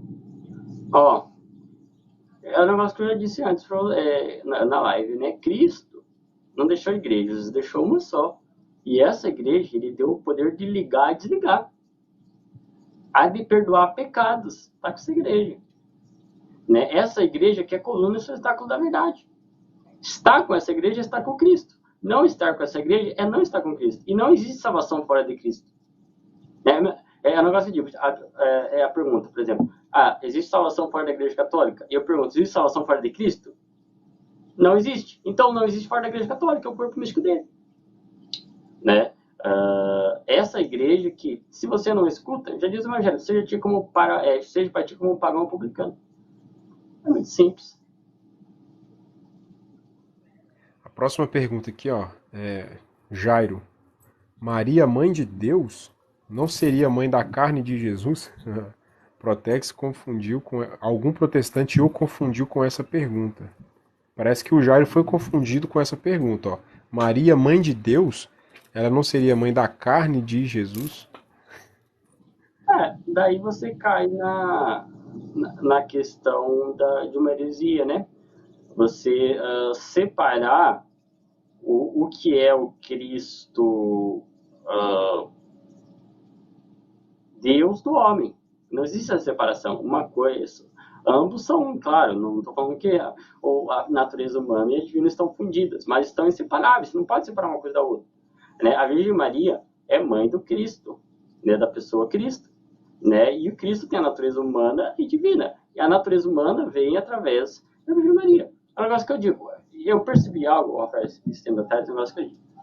A Bíblia diz: um marido e a mulher se unirão e formarão uma só carne. Claro, há o fato dele ser um. Mas também quer dizer em relação à procriação do filho. O filho é a junção da carne do pai e da mãe. Né? Ele é tanto pai quanto mãe. É um negócio que eu disse. Jesus Cristo não teve pai humano. Não teve pai homem. Toda a humanidade, tudo que até o material, negócio que eu sempre digo, material genético, 100%, toda a natureza, toda a humanidade de Jesus Cristo é Virgem Maria. Não tem homem nenhum nisso daí. É só Virgem Maria, 100% Virgem Maria. O DNA humano de Jesus Cristo é 100% Virgem Maria. 100% Virgem Maria. Sabe? E essa pessoa é Deus, que você não pode separar. Então você dizer que Virgem Maria é mãe do homem, sabe, do Filho de Jesus Cristo homem, é uma heresia crassa e a pessoa tem que se arrepender disso, inclusive. Confesso. O Arena, o Edenilson, né, do perfil Arena Católica, ele perguntou como foi sua reação quando descobriu a verdade sobre o cânon das Sagradas Escrituras. Isso daí foi depois, né? Na realidade, o que foi? A partir do momento que eu coloquei na cabeça, a Igreja Católica disse a verdade. A Igreja Católica falou que os livros deuterocanônicos são inspirados, é verdade. Foi isso. Mas a Igreja está falando, Sabe, foi um negócio muito. Pouca ideia mesmo, né? Pra mim é isso hoje, Rafael. Pra mim hoje, assim, a Igreja Católica falou que a grama é azul. A grama é azul, ponto. Ponto. Eu não posso fazer nada. A Igreja de Cristo está falando, sabe? E daí depois eu vou pesquisar. Agora, claro, daí depois eu fui dar uma olhada, né, sobre a história do cânon bíblico. E eu percebi que quanto mais eu olhava, mais eu agradecia a Igreja Católica. Porque a Igreja Católica, de fato, tem a verdade histórica e a verdade de fé do cânon bíblico. Né? Que é, por exemplo, que é o fato de que aquilo que os judeus rejeitaram, a Igreja de Cristo falou que é, porque é. E quando você vai olhar para os deuterocanônicos, eu acho que a pergunta da Arena seria muito boa, a minha reação além dos deuterocanônicos. Quando tu lê, por exemplo, Eclesiástico ou Sabedoria, é explicitamente profecia de Jesus Cristo. Explicitamente está falando disso. Não tem como você negar que não está falando de Jesus Cristo. Não tem. Não tem como. Eu acho que quando eu olhava os deuterocanônicos, quando eu li os deuterocanônicos, eu ficava espantado. Falei, caramba, a Igreja Católica é maravilhosa. Ela não deixou a verdade se perder. Ela proclamou o que é verdade de fé mesmo. Né? Aquilo que os judeus rejeitaram, a Igreja Católica bateu o martelo e falou assim, porque é. Você percebeu que o Evangelho de João, ele praticamente é o livro da sabedoria? Ele segue a mesma linha, praticamente. É muito interessante, né? Ó, onde que tá com ela? Deixa eu pegar aqui pra você. Ó. Deixa eu achar aqui.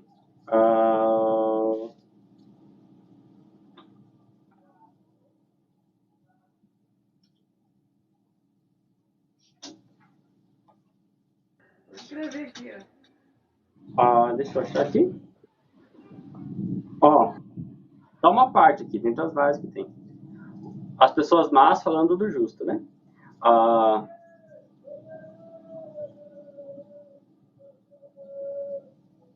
Tá. Ó, tiranizamos o justo na sua pobreza. Isso aqui é sabedoria. Tiranizamos o justo na sua pobreza, não poupemos a viúva, e não tenhamos a consideração com os cabelos brancos do ancião, ou seja, as pessoas más falando. Que a nossa força seja o critério do direito, porque o fraco, em verdade, não serve para nada. Cerquemos o justo, porque ele nos incomoda. É contrário às nossas ações. Ele nos censura por violar a lei e nos acusa de contrariar a nossa educação. Ele se gaba por conhecer a Deus. Ele se chama a si mesmo Filho do Senhor. A sua existência é uma censura às nossas ideias. Basta a sua vista para nos importunar. Sua vida, com efeito, não se parece com as outras, e seus caminhos são muito diferentes. Ele nos tem por uma moeda de malquilate, afasta-se de nossos caminhos como de manchas. Julga feliz a morte do justo e gloria-se de ter Deus por Pai.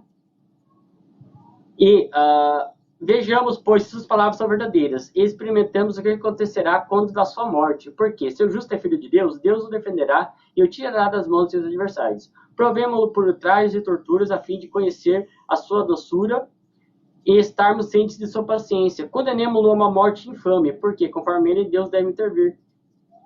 Eis o que penso, mais engano-se de sua malícia. Eles desconhecem os segredos de Deus. Ora, Deus criou o homem para... Enfim, isso daqui, Rafael, como eu vou ler isso daqui e negar a inspiração de um livro desse? Que explicitamente está falando disso. Como que eu vou negar? Não tem como. Exatamente. E eu penso que são poucos livros, né? Os deuterocanônicos são poucos dos livros que a inspiração está, assim, além de estar na hermenêutica, está na própria letra, né? Porque a maioria dos livros do Antigo Testamento, para você entender a inspiração, você tem que entender a hermenêutica católica, né? Não a letra, né? Porque a letra da Sagrada Escritura, se o cara pega um texto maçorético, por exemplo, ele destrói o cristianismo ali, né? Porque a hermenêutica judaica tem nada a ver com, né, a cristã. Mas o livro da sabedoria, eclesiástico, Judite, cara, nossa, Tobias, aquilo ali é explicitamente uma prefiguração da plenitude dos tempos e a encarnação do verbo, né? É muito, muito explícito, né? A gente vê que o pessoal que negou isso aí, eles não fizeram isso à toa, não. Eles pensaram muito bem antes de tirar esses deuterocanônicos. Mas Rafael, ao relato da época, por que os judeus, por exemplo, tiraram a sabedoria eclesiástica? Porque os católicos, os cristãos usavam contra eles, para provar que eles são Messias. Isso daí está no Talmud. Está no Talmud. Esse daí quem fez foi o Rabi Akiva, que falou isso. Pois é, o cara confessa o anticristianismo, né? Aí tem um monte de gente que quer seguir o cano anticristão. Eu fiz um vídeo sobre isso. Falei, ó, sabe, das pessoas que mataram Jesus Cristo, sabe? Eu fico pasmo num negócio desse. Aceita a autoridade do novo, aceita a autoridade da igreja para definir o novo, mas não o antigo. Não faz sentido. Exatamente. Chegou aqui, ó, Camila perguntando, ó, qual linha você segue, tradicional ou carismática? Eu sou católico tradicional. O Cleo me pergunta, almoço em família, como é? Alvoroçado ou é de boa?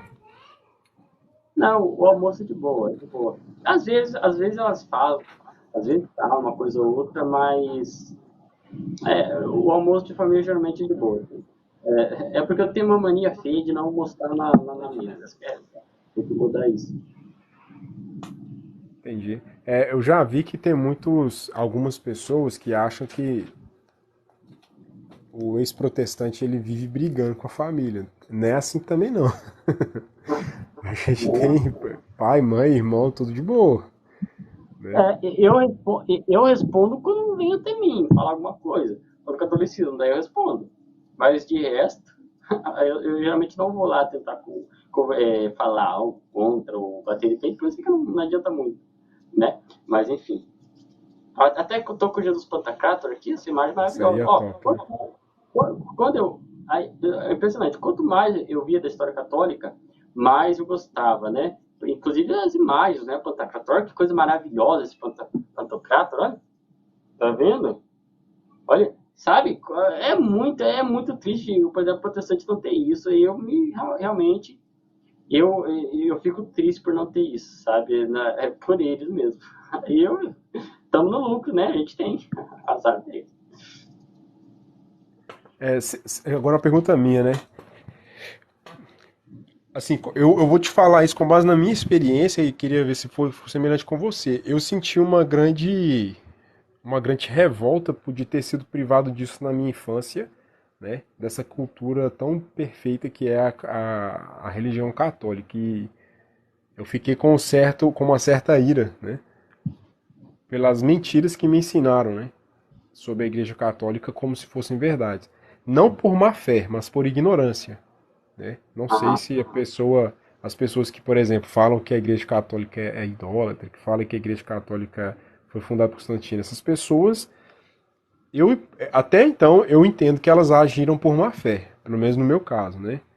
Por má fé não, desculpa, por ignorância, não por má fé, porque eu passo da premissa que você falou.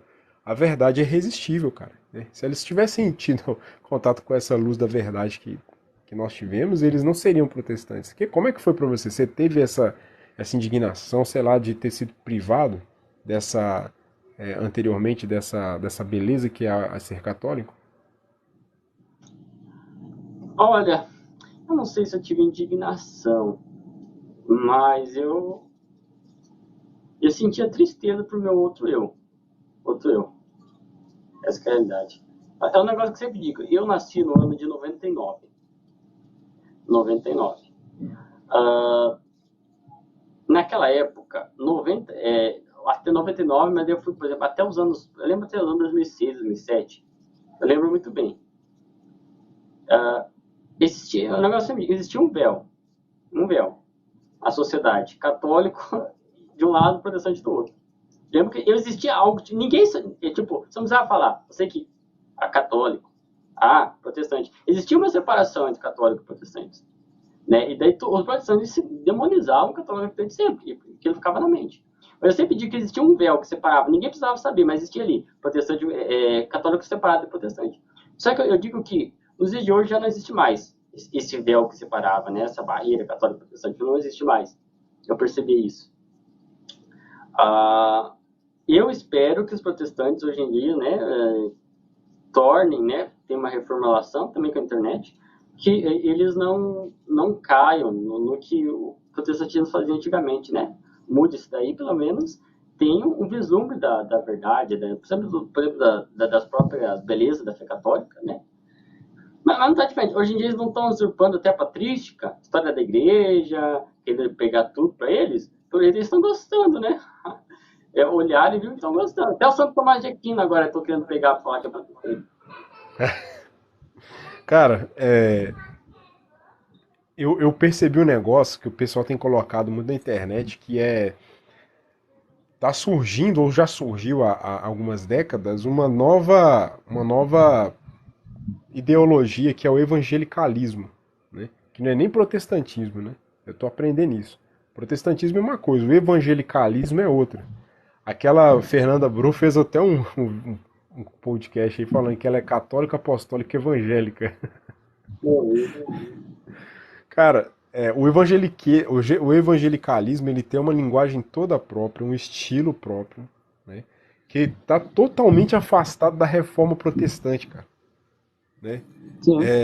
Esse negócio, né, de defesa de Israel, eu vou entrar nesse detalhe porque alguém falou aqui, né? De achar que o Estado sionista de Israel é Israel da Bíblia, isso não é fenômeno protestante, isso é fenômeno evangeliquez, né? De evangelicalismo, né? Os neopentecostais, enfim, né? Que olha só o nível que chega isso, né? A gente viu o que aconteceu no Brasil nas eleições por causa disso, né? Nós tivemos um presidente que colocou não tô nem aí, eu vou falar aqui, colocou o ministro supremo terrivelmente evangélico. Olha que desgraça, com perdão da palavra. Né? Bandeira de Israel para tudo quanto é lado, não visitou o Vaticano uma vez, né? O E Lula tem mais, o Lula tem mais respeito pelo Papa, pela visitar o Papa. Já visitou, sabe? Então, é ideologia evangélica, né? Tem que fazer. Então, assim, eu vejo hoje, né, que é uma terceira, sei lá, eu não sei se isso vai constar um dia nos anais da história, mas é uma terceira forma, né, de crer, né, que é o evangelicalismo, que tá assim muito afastado da verdade, mas é muito, cara, né? Eu acho que é o que causa mais divisão, não é o protestantismo clássico, é o evangelicalismo. O camarada achar que, eu tô inspirado, Deus me tem uma obra pra mim, eu tenho um chamado. Eles têm isso, né? Tem um chamado, vai lá e faz um Faz show, né? é o negócio que eu digo. O pentecostal, ele faz tudo que faz e depois ele fala o seguinte: eu sou seguidor de Jesus Cristo. Daí você vai ver, apoiando a Palestina, apoiando o Estado de Israel. Esse negócio aí. Eu sou um seguidor de Jesus Cristo, por isso eu apoio Israel. Daí você vai ver lá Israel fazendo um negócio lá que está fazendo com os palestinos. Eu digo, o pentecostal, ele faz tudo o oposto. Ele diz ser seguidor de Jesus Cristo. Tá, vamos ver o que Jesus Cristo manda fazer. Jesus Cristo diz o seguinte: a verdadeira religião é cuidar dos órfãos e das viúvas. O que o protestante faz? Ele vai lá e apoia o Estado que mata órfãos e viúvas. Cria órfãos e viúvas. Eu acho, os caras querem seguir tanto Jesus Cristo que eles estão criando órfãos e viúvas para poder seguir o que Jesus mandou fazer, para cuidar deles depois. Mas nem isso pelo menos, se fosse, né? Pois é, cara, isso é terrível. Eu fico pensando como que é, né? Eu também não sabia disso antes, depois de estudar eu entendi. Como que é não saber, né? Imagina só, a pessoa não saber que Jesus nasceu na Palestina. Eles acham que Jesus nasceu em Israel. É a forma da realidade, sabe? Tipo, enfim, apesar que. Depois a gente pode conversar sobre esse negócio aí. Eu tenho muita coisa para falar. Eu Tá. vi comentários aqui, né? Falando, própria Palestina, para falar disso depois da. Vamos falar. Tá, vamos falar das perguntas aqui, ó. Fabiana, o que acha da divisão, entre aspas, da tradicional e renovação carismática? Poxa, essa aqui é. Gente, isso aqui Ó, é polêmica, hein? o, o Rafael, tipo, essa daí, por enquanto, eu prefiro não responder no momento o negócio da. Eu prefiro não. Enfim, não prefiro não. É porque, como eu falei, assim, a gente está na luta, né, católicos aí, lado a lado, né, e a minha opinião sobre a missão carismática eu não prefiro não dar aqui hoje, né, mas são católicos, normal, e a gente está lado a lado. Excelente. O Marcelo colocou uma pergunta assim, pra mim que foi a mais capciosa, cara. Você já vendeu rifa? Não da igreja, né, da igreja. É porque ele falou, se você não vendeu rifa na paróquia ainda, você é Protex, cara. Não, é verdade. Não, é um bom choque de realidade que ele fez, realmente uma vergonha. Eu acho que eu acho que eu vou pegar uma IVA para ir vender e virar católico de verdade mesmo. Não, o cara tá certo. É, todo lugar que eu vou, toda comunidade tem uma rifa lá. A rifa do ACC, rifa do. Mas sabe o que é que eu tenho trauma de rifa? Tenho trauma de rifa, mas você não sabe de um jeito. É que eu vejo rifa, eu corro. Pois é, cara. Ali eu fico vendo a quantidade de rifa, cara, que, que gera. É rifa de tudo. É rifa de uma caixa de bombom, é rifa do pano de prato, é rifa do. Todo domingo de manhã tem uma coisinha assim. Mas olha que legal, cara. Contar pra vocês a experiência da comunidade aqui do meu bairro. As crianças estavam indo pra catequese, né? Sem tomar café da manhã. Por questões de pobreza mesmo. Então, a catequista ela teve a iniciativa de vender as rifas no início antes da celebração da missa, né? E no final sortear, né? Para arrecadar fundos para fazer o café da manhã das crianças na catequese.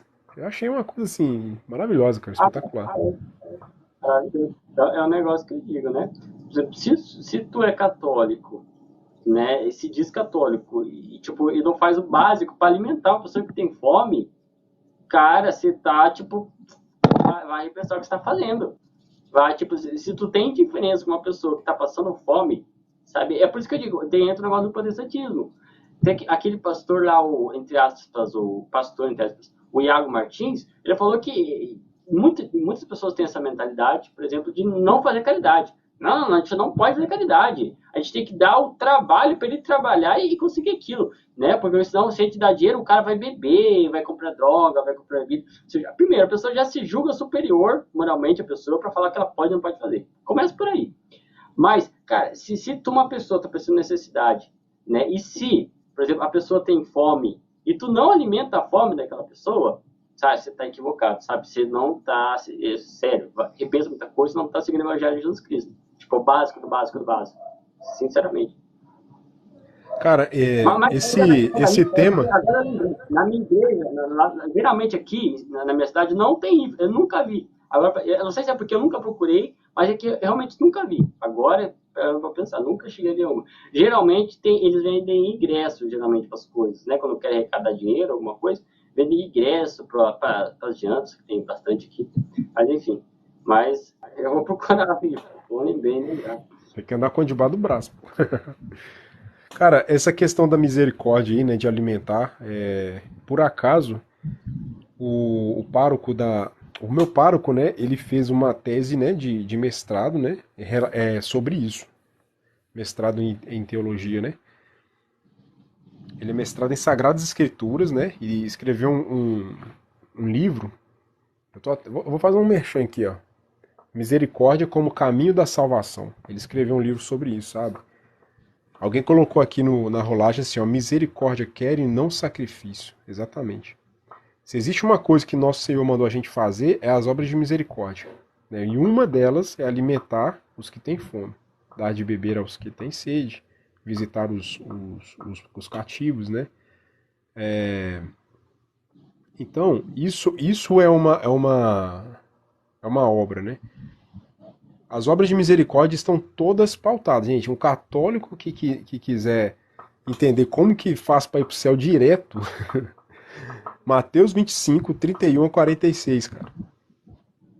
É verdade. Tá lá.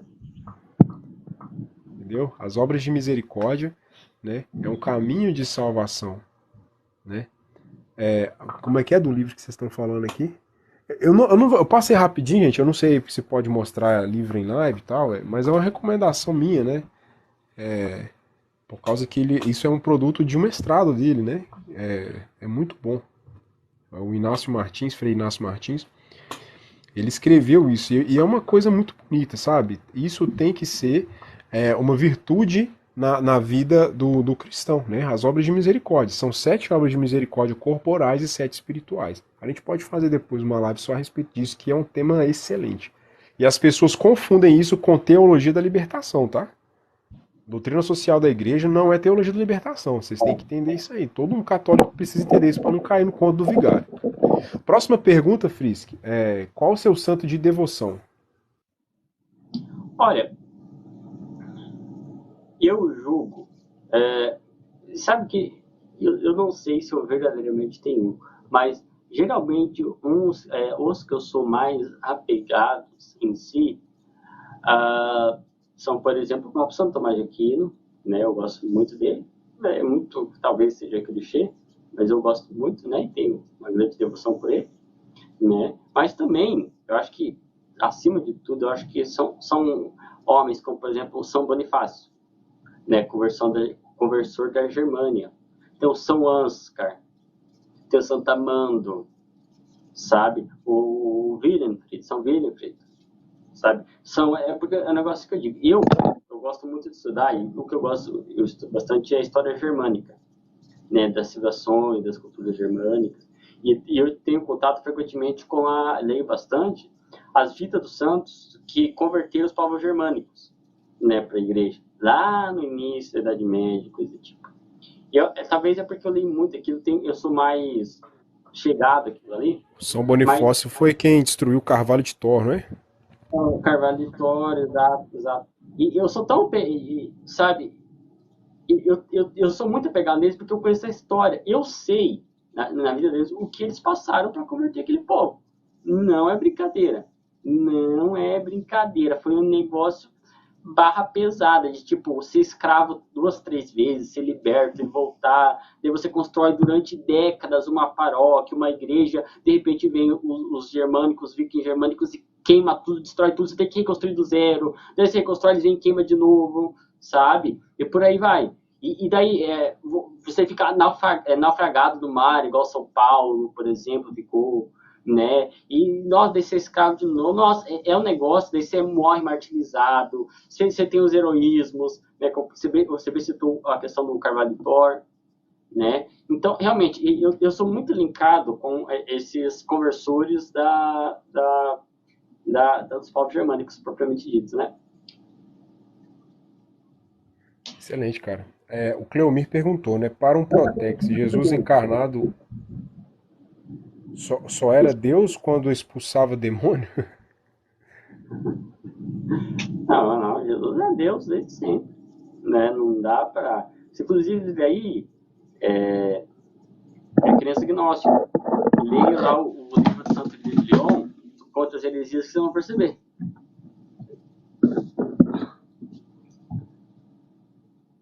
Jesus Cristo é Jesus Cristo 100% homem, 100% Deus. Não tem... Os gnósticos, eles tinham umas crenças, quando lê Santo de Leão, eles variantes. Geralmente, a igreja, né, chama e se dá o nome gnóstico, aí do primeiro e segundo século. Mas a realidade é que existiam grupos com algum tipo de crença comum, mas variante entre eles, né? Bem diferente. Mas geralmente os outros falar que eles vão fazer separação. Por exemplo, eles vão separar aqui, né? Jesus não é o Messias, existe o Messias, o Jesus filho de Maria, existe o unigênito do Pai, existe o Verbo de Deus, existe o Cordeiro de Deus, são diferentes, mas todos eles encarnam no Jesus filho de Maria. Sabe que lá na descida do Espírito Santo, depois, enfim, é uma loucura. É peso gnóstico, é isso. Excelente. O Alisson perguntou assim, ó.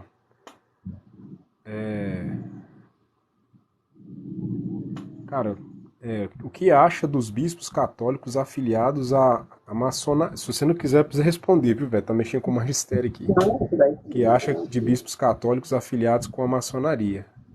Ele colocou o nome de um aqui, mas eu não vou falar o nome porque eu não vou fazer expose aqui.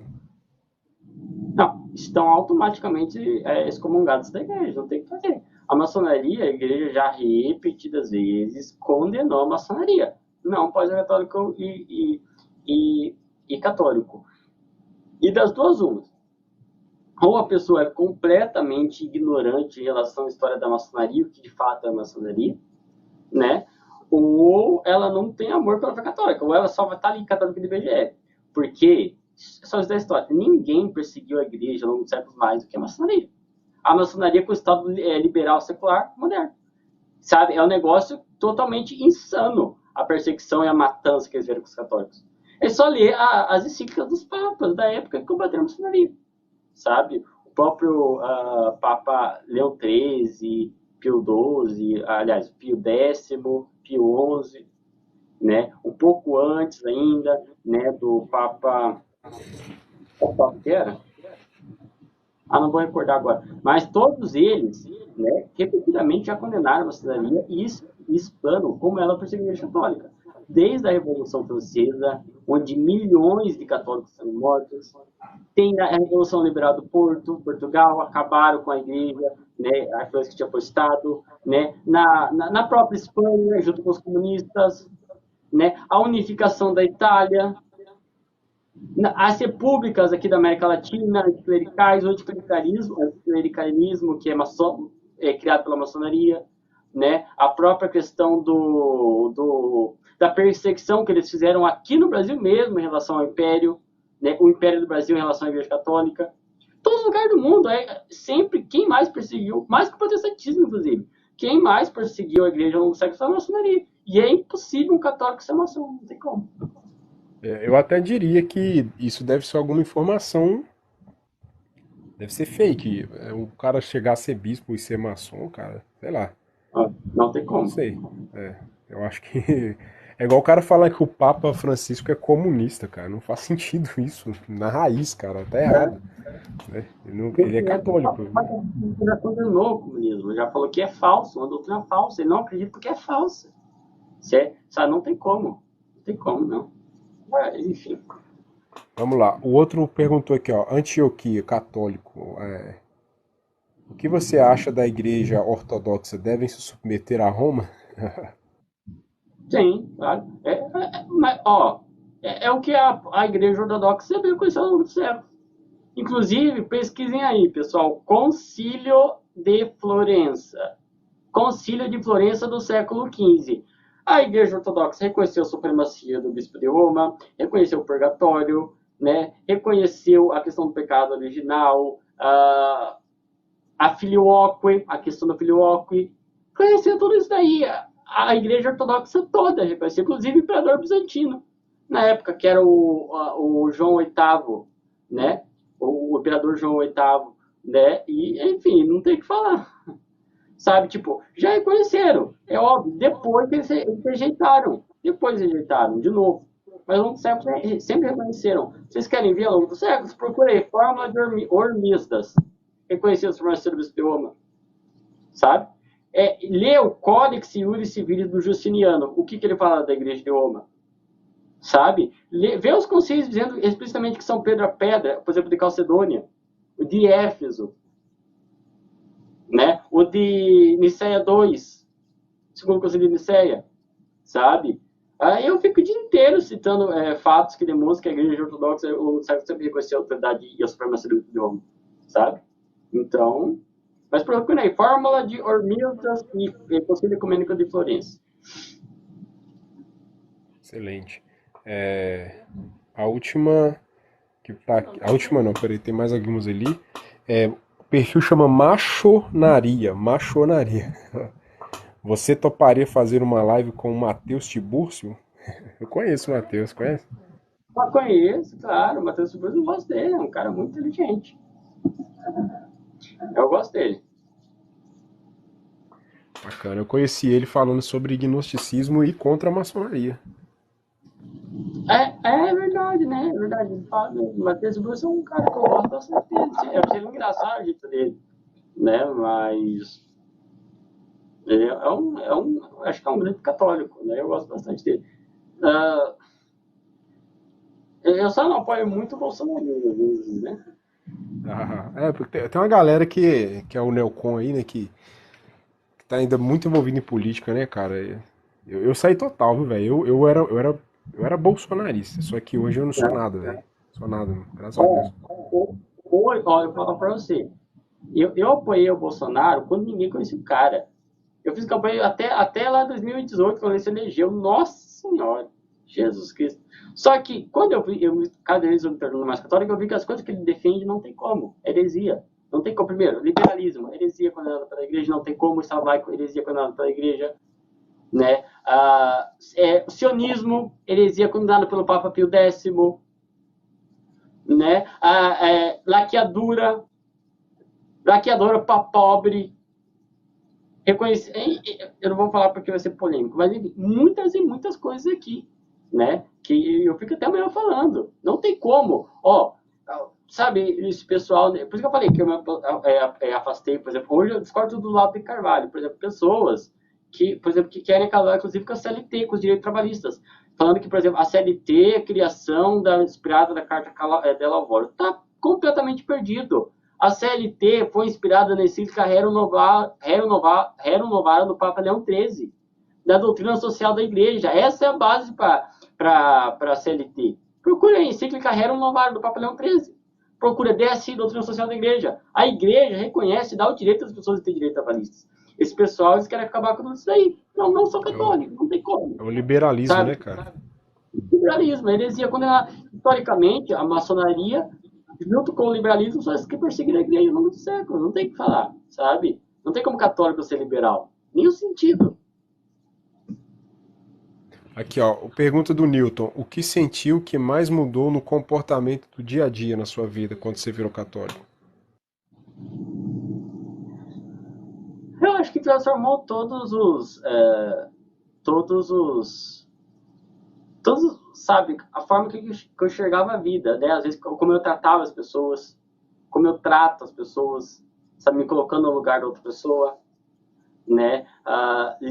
Vendo que, de fato, tem pessoas que isso não é um discurso comunista ou de teologia da libertação. A igreja sempre defendeu as pessoas que são fracas e oprimidas. Sempre fez isso. Inclusive, economicamente, os mais pobres. Pensar no próximo, né? Pensar nas coisas que eu faço é para agradar a Deus e não por obrigação, sabe? Verdadeiramente sentir felicidade de cumprir as coisas que Deus quer para nós, né?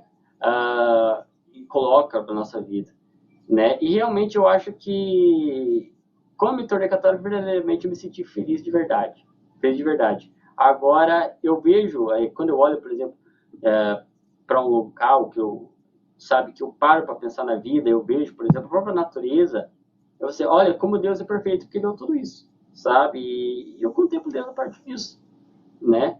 E, enfim, a própria criação de Deus, né? Enfim, eu gosto muito do Tolkien, né? O Tolkien, inclusive, ele era um grande católico e defensor, por exemplo, de árvores. De árvores, mas como assim defensor de árvores? Sei lá. É muito simples. Deus criou o mundo e viu que era bom. E viu que aquilo era bom, a criação dele era boa. Agora tu vai destruir a criação de Deus? Não tem como, sabe? Então enfim, eu acho que transformou em todos os elementos da minha vida, até as coisas mais básicas, como que eu trato minha mãe, como que eu faço as coisas, como que eu fico feliz em, por exemplo, às vezes ajudar uma pessoa, né? E eu não fico feliz, na realidade, por si de ah, como eu posso dizer, de ajudar a pessoa em si, no caso. Mas no sentido que eu agradeço, não é como se eu estivesse fazendo um favor, nesse sentido que eu tô falando. Não é como se eu estivesse fazendo um favor ou sendo bom fazendo aquilo. Mas, por exemplo, quando eu posso ajudar uma pessoa, eu agradeço a Deus por ele ter trazido aquela pessoa até mim para eu poder ajudar ela. Eu agradeço a Deus por isso. Por trazer uma pessoa a mim, e eu fico grato à pessoa. Quando eu ajudo uma pessoa, eu fico grato por ajudar, sabe? Eu acho que essa é a posição. Porque eu falei, eu não sei nem deveria falar isso daqui, porque parece que eu contar virtude, mas não é, só estou sendo sincero aqui com você, né? Mas eu acho que pelo menos é isso que transformou toda a minha vida, né? Depois de Jesus Cristo. Tudo que eu faço é para honra e glória do nosso Senhor Jesus Cristo. Engraçado, né? E tudo que quando a gente é católico, tudo é tudo mesmo, velho. Tipo, sei lá, eu tô dirigindo, tô abrindo uma porta que seja, eu tô tomando água, velho. Né? Eu não sei se você teve essa experiência já também da resignação, tipo assim, aceitar o que acontece, né? Não ficar resistindo às contrariedades da vida, mas sim tentar unir qualquer contrariedade que acontece, dar um jeito de unir isso ao próprio sacrifício, né, do nosso Senhor. E suportar, né, as contrariedades. Próxima pergunta aqui. O Arena falou: como você responde a frase que os protestantes sempre dizem? A igreja somos nós. A igreja somos nós? Olha, o Rafael, a igreja somos nós é falta de Bíblia mesmo, a regra de fé dos caras. Porque não é a igreja somos nós, porque, presta atenção, Jesus Cristo, ele deixou a igreja sobre as pedras de ficar a minha igreja, né? E essa igreja necessariamente precisa estar de acordo com a doutrina apostólica e da igreja de sempre dos pais da igreja. Necessariamente tem que estar. A igreja não muda, né? A verdade de fé tem que estar em uma, né? Verdadeiramente. Em uma instituição que Cristo deixou para ligar e desligar. Cristo deu autoridade para uma específica, aquela que tem a doutrina dele verdadeiramente através da sucessão apostólica e que tem o poder de perdoar os pecados. Essa tem o poder de ligar e desligar. É uma só, né? Eu não falo, se a igreja somos nós, então eu, por exemplo, tenho direito agora de condenar o Rafael ao inferno, por exemplo. Não, eu sou a igreja, então eu falo assim, não, você está excomungado, porque eu tenho a chave de ligar. Não, é dado pela sucessão apostólica, sabe?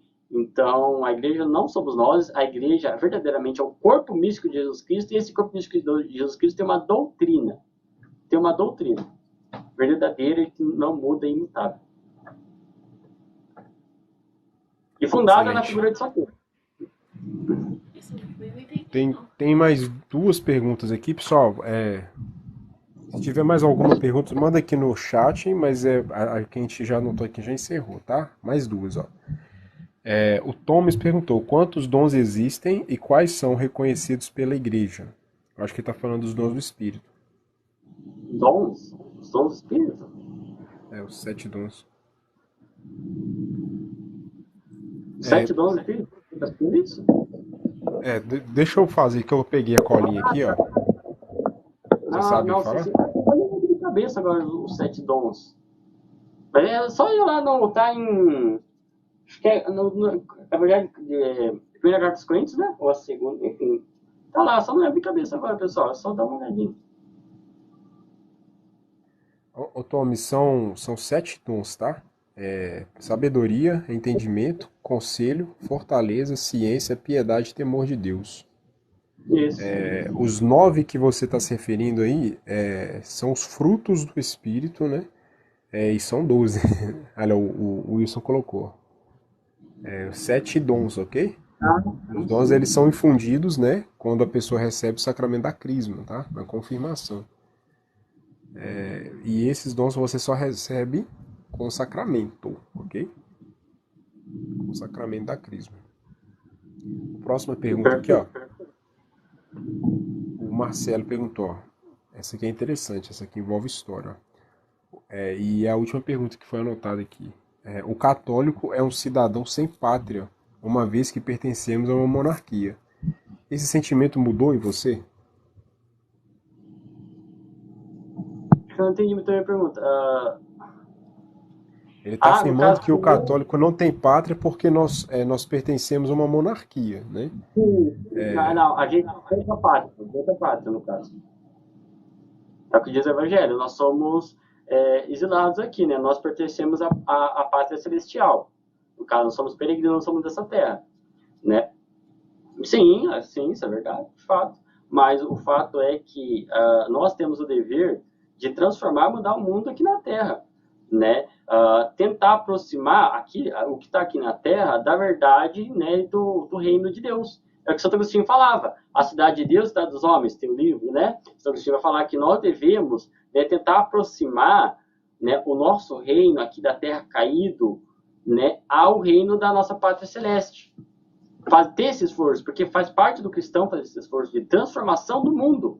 Jesus Cristo não falou transformar o mundo, né? Então nós devemos. Inclusive, esse daí foi o livro de cabeceira que era do Carlos Magno, o criador Carlos Magno, né, dos francos. Ele tinha esse livro e muito que é, por exemplo, da própria sociedade medieval que a gente pega no medievo, a origem dela está na questão da imitação da cidade celestial a partir do livro de Santo Agostinho, a Cidade de Deus.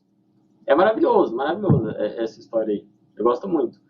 Mas, sim, tanto é que eu defendo hoje, mas eu sou monarquista, né? No sentido que eu creio, por exemplo, que a monarquia é o reflexo da ordem natural de Deus. Da mesma forma que no céu há uma monarquia, nós devemos espelhar essa monarquia aqui na Terra. E é por isso que a igreja também é uma monarquia. Porque a igreja é um reflexo e a imagem da igreja que está no céu. Se a igreja do céu é uma monarquia com a cabeça, aqui na terra também deve ser uma monarquia. Cristo é o monarca, claro, mas na terra é materializado através da figura do bispo de Roma. O bispo de Roma é o monarca da igreja, o que governa e domina a igreja, né? Como no lugar de Cristo aqui na terra. Então, realmente, como eu falei, tanto a cidade de Deus de Santo Agostinho, né? Talvez a cidade de Deus de Santo Agostinho é uma das bases para isso, né? Enfim. Mas eu concordo com o cara, Excelente. sim, cara. Excelente. Pessoal, Só o Flávio, eu tinha passado, eu vi de breve, ele perguntou se é verdade que o imperador bizantino, né, ele forçou a Igreja Ortodoxa, os clérigos da Igreja Ortodoxa, a assinar as atas, né, e confirmando, assinar a confirmação do Conselho de Florença. Isso não é verdade. Não existe literalmente uma base, uma fonte sequer que diga que o imperador bizantino fez a Igreja Ortodoxa assinar aquilo. Não é verdade isso. Pelo contrário. Eu tenho muitos especialistas, historiadores que dizem que, muito pelo contrário, foi totalmente livre a escolha deles. Eles tiveram muita liberdade, né? Então não é verdade que houve uma obrigação de assinar o documento. Só porque o cara tinha pedido aqui. beleza. Peraí, deixa eu ver se chegou mais alguma pergunta aqui. Chegou uma por último aqui, ó. Wilson Pereira dos Santos. O que dizer da doutrina da justificação? Olha, o que nos justifica é porque a justificação ela é um processo. Ela é um processo. né? Assim como a salvação é um processo. O que vai te justificar vai ser a fé em Jesus Cristo. Diferente, por exemplo, do que acreditava os judeus na época, que tentavam se justificar por si só com a lei. Só com a lei. Daí vem é só ler o Gálatas e Romanos e enfim, tudo ali que vai te explicar São Paulo. Mas os judeus tentavam se justificar pela lei, o que não é possível. Não tem como o homem se justificar por si mesmo com o próprio esforço. Mas através da fé em Jesus Cristo, que nós temos essa justificação, eu vou utilizar aqui inicial, né? Essa justificação que nos torna justos e nos dá o céu. Porém, esse é o início da caminhada, essa fé em Jesus Cristo. A partir do momento que tu é o converso e tu é justificado, tu continua, né, trabalhando, né, e cooperando com Jesus Cristo na tua justificação e na tua salvação. Uma cooperação através das obras.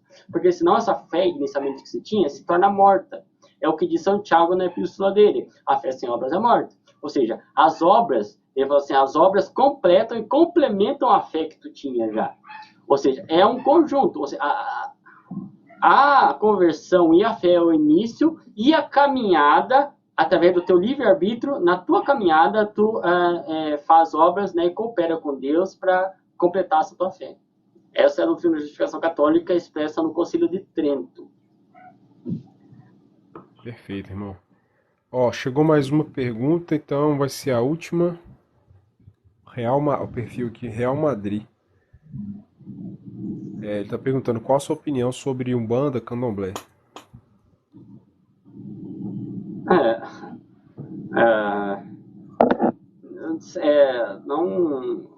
Não são fés verdadeiras, né? E são condenados pela Igreja Católica, né? Mas eu digo que é melhor que o protestantismo. Muito bom. Eu tenho uma amiga minha, eu vou falar os termos que ela utiliza. Ela me disse que a minha filha é espiritual. Ela teve problemas de ter participado uma vez, né? Aí diz ela que uma moça lá tá dizendo que os espíritos tá cobrando dela alguma coisa. Aí, tipo assim, eu sou da seguinte opinião. Essas questões que envolvem espírito encarnar, né, nos outros, assim, nos outros como Exu, Pombogira, não sei o que. Isso é pura sugestão da mente, cara. Isso a parapsicologia explica isso tudo, né?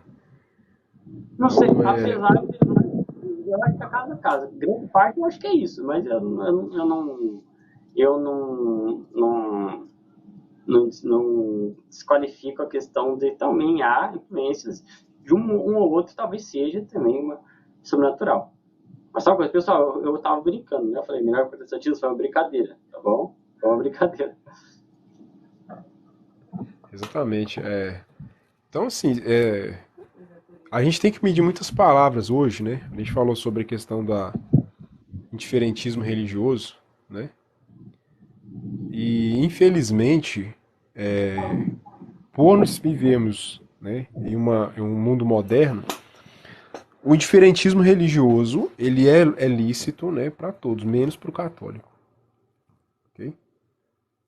Todo mundo pode discordar de todas, né? O católico, ele tá errado, só dele existir ele já tá errado, né? Já se incomoda, parece. Né?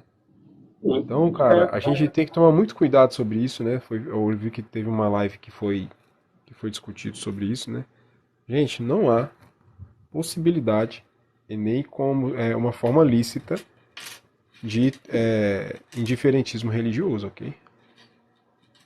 Qualquer pessoa que diga que, por exemplo, a liberdade religiosa, né, é uma coisa fundamental, assim, né, e tal, eu acredito que a pessoa está incorrendo em pecado contra o primeiro mandamento, né? É a mesma coisa que você ensinar, você falar, o Rafael, que é tipo que há o direito de você, por exemplo, matar alguém. Tipo, sabe? Não existe direito no erro. Não existe direito em fazer o errado. Não existe direito em errar. Não existe direito em pecar. Não há direito de ninguém pecar. A questão é que deve ser tolerado. Mas não é direito. Não devemos legitimar alguém pecar. Isso não existe. Não existe. É. Até porque o que o Frisk está falando, gente, isso é o seguinte: quando você, se a igreja por acaso fala que todos podem ter a sua religião e boa, a igreja está falando que você pode quebrar o primeiro mandamento. E o primeiro mandamento é: não terás outros deuses diante de mim. Ao Senhor teu Deus adorarás, somente a Ele prestarás culto. Amar a Deus acima de todas as coisas. E a igreja jamais irá quebrar esse mandamento. E muito menos, né, incentivar as pessoas a isso. É, Uma coisa que a gente precisa ter em mente é porque se existe a verdade, ela não é relativa. Então, há que se respeitar, sim, e tolerar no sentido de conviver, né, com as demais crenças, mas existe apenas uma fé, né? No sentido substancial do que significa fé, fé só existe uma. O que existe ademais, né, são crenças, né, que podem ser até cristãs. Eu digo que protestantismo mesmo não é fé, é crença cristã, né? É uma forma que as pessoas têm, até porque são várias crenças, né? Então, a fé genuína é só uma, entende? Então, respeitar as crenças, você tem que respeitar, mas admitir que aquilo é lícito, você não pode jamais. Jamais, porque se você admitir que é lícito, você está pecando contra o primeiro mandamento de forma subjetiva e indireta. sim, perfeito. Perfeito isso daí. Não tem que falar, não. Então encerraram então as perguntas, pessoal. Deu 2 horas já de live, né? Eu tô querendo então finalizar, agradecer, né, o Frisk aqui pela participação.